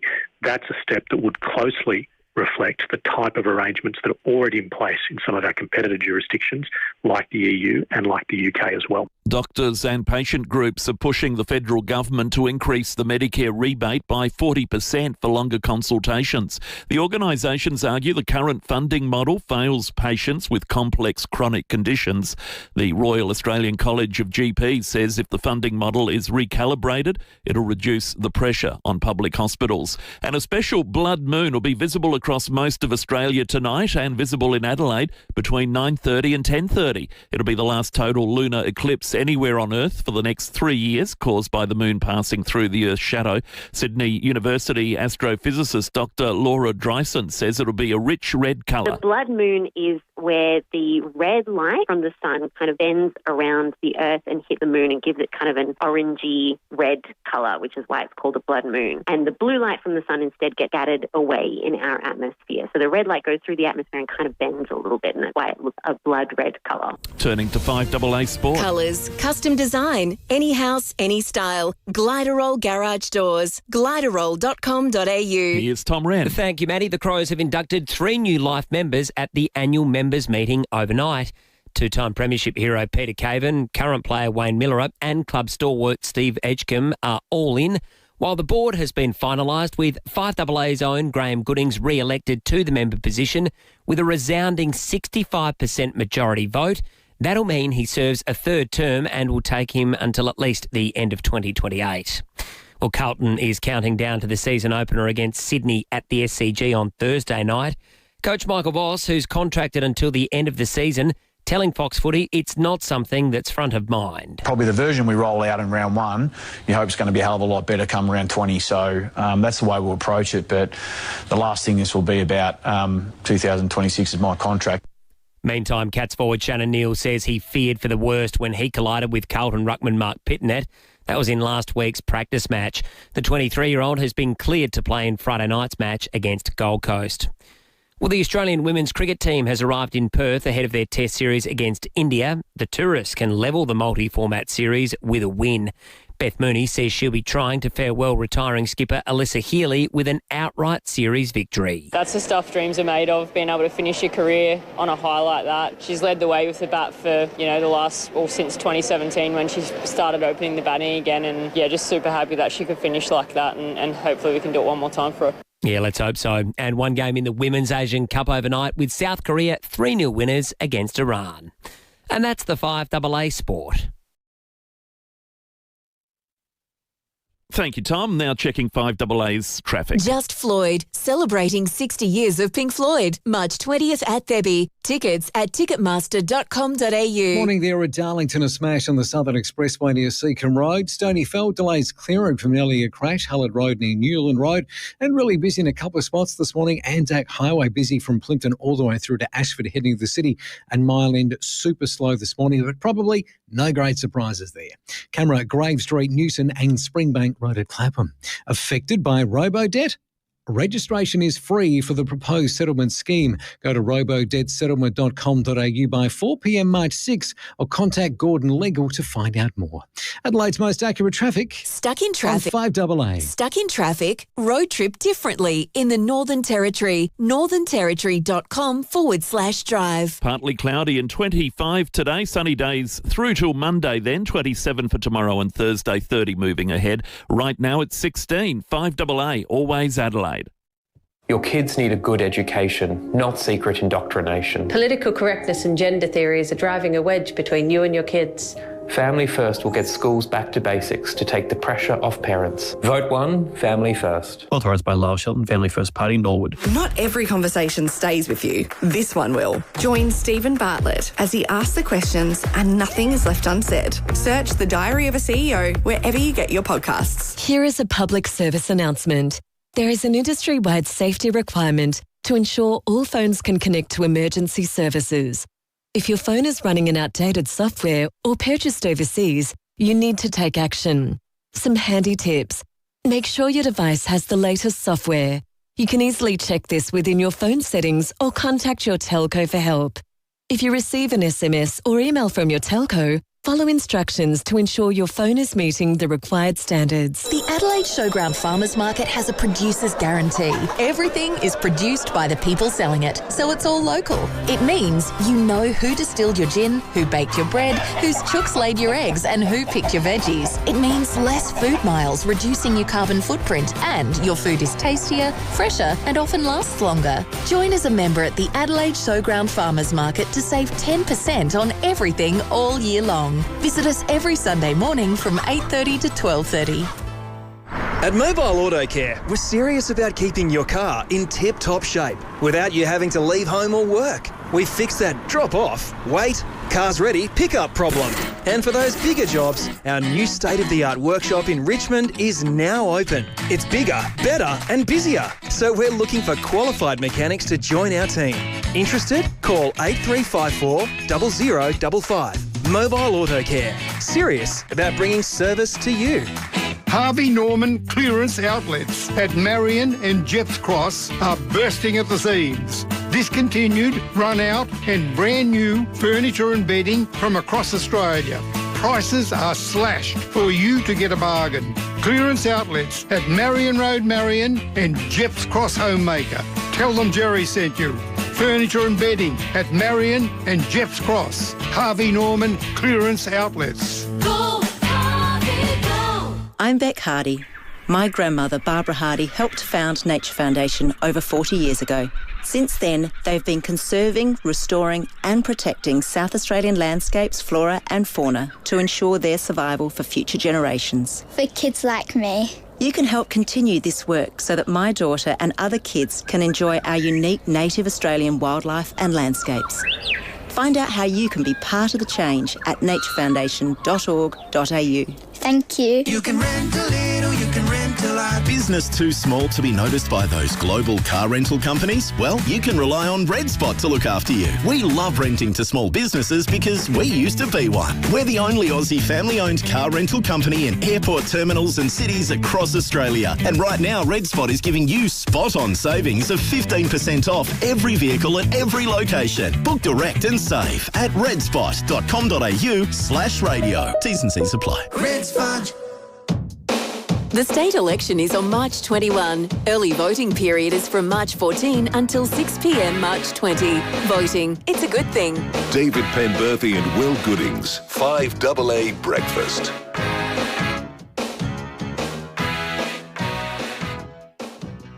"19 minutes to 9. If you're tuning in on the Facebook and YouTube live stream, you'll see we're joined in the studio by a group of very special guests, the Brownbill family, who we've spoken with Megan in the past, but Tony and Bo are in the studio with us on this occasion. And this occasion, I suspect that for a very least a period of time back in just a couple of weeks ago now, they feared that this very chat, among many other things, may not have happened because Bo, in the wee hours of the morning, had been struck, coward punched outside a nightclub on Hindley Street. And then the Brownbills received a phone call that no parent ever wants to. Good morning to you both. Good morning. Good morning. Yeah, that was absolutely our worst nightmare, getting that phone call early in the morning. Again, the last thing that you want to hear as a parent to receive that call about your child. You were just saying that at the time it wasn't unusual to get a call early in the morning with Bo had been out and about because he might need a lift. Well, that's true, and I often turn my phone on just for those calls. I wasn't expecting that one. That is your worst nightmare, getting that call. So that night, so Megan and Tony, so you were told you have to go to the RA. Is that how it all sort of panned out? Was it the police who rang? Police rang me. Where they got the number, I don't know, but they called me. They said, yeah, it doesn't look good. Bring some clothes because we want to keep those clothes for DNA.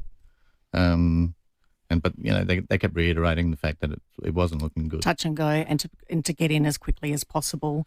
And of course, you can imagine we got in as quickly as possible, and it was it was the worst day of my life to go into the hospital, rushing in to find Bo. We couldn't find Bo initially once we got in there, and to actually see Bo, it was horrendous. He was covered in blood. He was all puffy, all the tubes and everything. It was horrendous to see Bo in that state. And obviously unconscious as well. Yeah, and not very responsive. So, and even before that, they took us to a side room, which we were guessing this was going to be the time when they were going to say that Bo had passed. And of course, at that time, I think I stopped breathing. I think I almost collapsed at that point in time because I didn't want to hear that news, of course.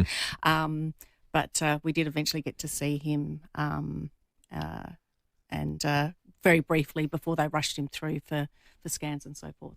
Well, I mean, there's so many times we're sitting here without, happily, Bo in the studio talking about these cases. There's been, dozens of them in Australia, and the fact that it's still happening is appalling.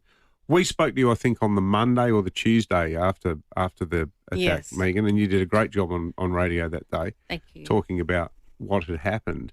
Obviously, someone has now been charged, but I guess now you're in the process of just waiting for the cogs of justice to, work Will there actually along. be any justice, though? That's the question. And that's the biggest thing is like, if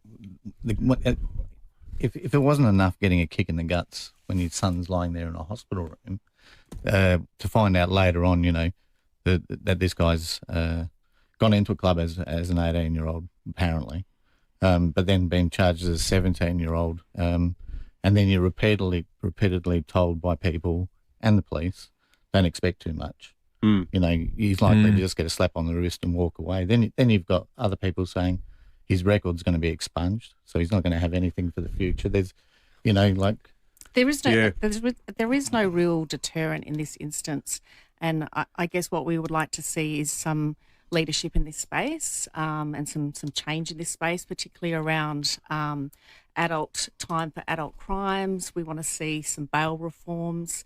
We have no coward punch laws in South Australia, which, I guess you consider that, lives in New South Wales and Victoria have more value, which is very unfortunate. So we really would like to see some change and some leadership in this space so that this does not keep occurring, because I was reading that there's been 170 deaths from coward punch attacks in the last 2 decades alone. So I guess, we need to see some change. And the ramifications aren't death or scot-free and happy days. It's not like you just guys got one bad night and, well, thank God we got over that. Bo, you obviously had plans and things you wanted to do this year. How's your recovery going now? It's okay. Slow, but we'll be all right. So you were saying you get tired easy when you have to do tasks that require a lot of your brain? Yeah. It overstimulates me. So then I just get real tired real quick. And Bo, what are your plans, or what were your plans? Because I understand you've probably got to sort of, rest and recover now, but you were thinking about a trade, some sort of apprenticeship. Was that what you had in mind for this year? Yeah, try and get into a trade, also known as carpentry or plumbing. Yeah. But if you sort of step back from that now, or just wait for, make sure everything's all right health-wise and get through this trial and all that, and is that sort of something you've had to put off a bit now? Yep. Yeah. Yeah, there is a long road to recovery. He's not allowed to do certain things for quite some time because, he's not allowed to do anything that's, too fatiguing mentally or physically. So functioning-wise, Bo's a long way off to where he needs to be. He's got a lot of specialist appointments. He's got the traumatic brain injury unit. He's got a lot of he's got speech pathology. He has physio. He has a lot of rehab. So all of that needs to take place before he's sort of back to normal-ish. And of course, then there's also the long-term effects of mental health and everything else that come attached to that. So it will be some time till he's back into the sort of day-to-day life that he was previously living before. And that's if he can possibly even return to that. So it's a wait and see on a lot of things, unfortunately, with traumatic brain injuries. Some things you recover from, some things are lifelong or permanent. It's something that families and young people, young blokes, we just shouldn't have to think about this as being something you need to factor into your night. I mean, there's a way blokes can stop behaving like this. It's simply walk away, isn't it, really? Yeah. It's how hard is it, really, just to walk away? Yeah. And it's two lives that have been impacted by this, not just Bo, it's also the perpetrator as well. I mean, just from that that unfortunate decision, this has impacted two people lifelong. And violence is not the answer. In saying that young guy is, he's still out there playing footy or doing whatever he's doing. He's on bail? He's on bail, apparently in Whyalla. From my perspective, as a parent, and when you talk about justice, from a parent, it doesn't matter how small it is. You just want to see, some sort of education to that kid, some sort of realisation that he's done wrong, and not to be continually rewarded with aspects of, here you go, mate, don't worry about it, just get back on the field and do your training, or go throw some hoops somewhere and all the rest of it. I've reached you've got hundreds of medical appointments to worry about. And we've got a lifelong of it, and and it's an immediate thing for us. It was instant. For him, it's almost the way that he's been let out in bail, it's instant that he's able to carry on as usual. As usual, and we've reached out to I have SANFL and so forth to see what they've got a code of conduct where it says it doesn't matter whether it's on the field or off the field, we don't condone violence. Yet Darren's reached back to me saying, well, it's a police matter. They're wiping their hands of it. That just sort of doesn't sit well, with me as a parent, because, I'm looking for any little piece of justice anywhere, and it doesn't seem to be coming through. So. Yeah. No, I'm sure our listeners would be 100% in agreement with you on that. Megan and Tony, and to you, Bo, good to see you in here upright, mate, and all the very best for the road ahead. You've got a good smile on your face. And he was coming back. That's all right. Good on you, mate. Thank you very much. Thanks for coming. Thanks for having us. Thanks for having us. Cheers. Thank you. G'day there at Newton, a smash on Montague Road near Newton Road with delays inbound. Super heavy at the moment, Anzac High. We're heading into the city through Plimpton and Ashford, and really slow South Road Mile End. A few cameras look out for today. Newton Avenue, Clow Valley Park, and I did see one setting up earlier. Where was that one? Here it is, Quick Road at Mitchell Park. Get Blackmore's half price off RRP right now at Chemist Warehouse. Excludes bulk sizes. Sale ends March 11. Chemist Warehouse. Great savings every day. Adelaide's most accurate traffic on 5AA. Don't miss Mazda's final 2025 plate clearance. It's your last chance to get incredible drive-away deals across select 2025 models, like the top-of-the-range Mazda BT50 SP, now from $68,990 drive away. Or get the job done with the worksite-ready BT50 XT 4x4 dual cab from $55,990 drive away. Be quick, limited stock available. Head into your local dealer today. The final Mazda plate clearance ends soon. Terms, conditions and exclusions apply. See Mazda.com.au for details. If you're looking for custom-made lounge, dining, bedroom and cabinetry all made right here in SA, Nordic Design Furniture is the place. The designs and options are endless and fully customisable. Experience the quality and finish at Adelaide's only manufacturer's showroom. See how real furniture looks and feels. It's made right here by their artisans just for you. No longer Adelaide's best-kept secret. Open 7 days at 43 McGill Road, Stepney. Nordic Design Furniture. Yes, it's a Nordic. They used to say a good plumber is hard to find. Having an industry-backed master plumber puts you on the right track. The industry badge ensures trust, integrity and strength to get the job done. It's the one thing a plumber has that's more important than plumber's tape or spare rubber seals. Trust a master plumber's member to complete the job. Search for the Master Plumber's Badge of Approval at findermasterplumber.com.au. mpasa.com.au. Here is an important message from your engine. It's time I put my foot down. If you want me to perform at my best, remember to add Flash Lube to our tank every time you fill up. We'll get greater fuel economy and a cleaner fuel system. Best of all, it'll keep me feeling young, so I can really take you places. Flash Lube, available from your auto store and leading petrol stations. Remember to add Flash Lube fuel additives when you next fill up, and your engine will love you for it. Bathroom Renovators Warehouse. Looking for a stunning new bathroom? Want the high-end look without spending a fortune? BRW can design and renovate your bathroom from start to finish at a budget that suits you. Visit our showroom today and see our beautiful new bathrooms on display. BRW, beautiful bathrooms at warehouse prices. 16 Research Road, Paraka. We are BRW Bathroom Renovators Warehouse.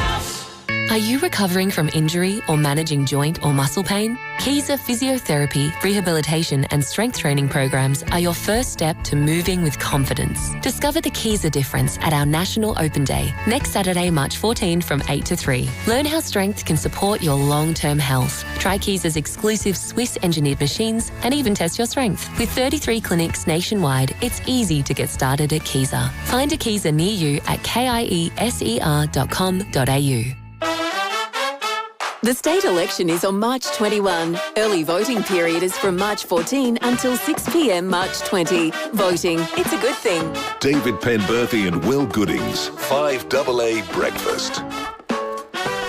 5 minutes to 9. Big thanks to Najobi. Great to partner up with Najobi for the second consecutive election, this time state. From their award-winning farm to your table, Najobi delivers premium fresh beef and lamb ethically, locally and effortlessly. Najobi.com.au, who are providing the 5AA breakfast democracy sausage for another go-around. It's just going to be a lot of fun. Oh, yeah. Developing and then getting these out there into the community, onto barbecues at your election day, wherever that well might be. Is it a barbecue sausage or sausages? I heard a rumour that there were 3 different...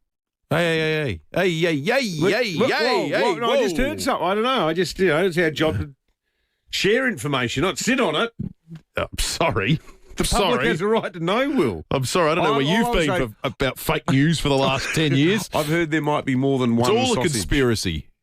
I've heard there might be more than one. Breaking at 8:55. I think there'll be one sausage on the day. Yeah, but maybe the public will have a say in what type of sausage it is, and frankly, they should. The people For too long, they've been told what sausages to eat by Big Sausage. It's what RFK's been talking about. I know. I saw an Instagram post about that by someone. It wouldn't be democracy sausage without a democratic element to it, that is for sure. So that is precisely what's going to happen. We'll talk more about that in the coming days and tell you how you can get involved. Most importantly, how you can get the sausage on the barbie at your election day. Let's check fuel, because this could well be a developing story, not just in Adelaide, but right around the world. Better to be a member with RAA Road Service. The petrol situation this morning, I'll just wait for it to load. No, I've lost my internet. Anyway, the oil barrel price at the moment is still sitting about $71 a barrel. So there hasn't been a dramatic spike. If you're seeing a dramatic spike out there at the moment, then someone's taken the mickey. Here's the cheapest spots we've been able to find. The Yugo Clearview, Main North Road, $1.57.5. The BPX Convenience Clemzig, OG Road, $1.59.9. The cheapest diesel is actually cheaper than a lot of unleaded you're going to see out there at the moment, $1.61.9. That one's at the Shell Largs Bay, Victoria Road. So it's a pretty good price you can see it for diesel out Largs Bay way. Otherwise, try and get unleaded under $1.60. It's probably not going to stay that way for long. A lot of great messages. People with fond memories inspired by the HMAS Buffalo. Andrew says, I went to the revolving restaurant a few times. It was always fun trying to find your table on return from the toilets, which were one level below. And Matthew in Mano Para says, I ate at the revolving restaurant. I remember someone leaving an ice cream sundae with a wafer in it on the windowsill. Each revolution, it was more and more melted. See, it's revolving fun for the whole family. 2 minutes to 8. Grave Goodings coming up next. We'll catch you tomorrow from 6.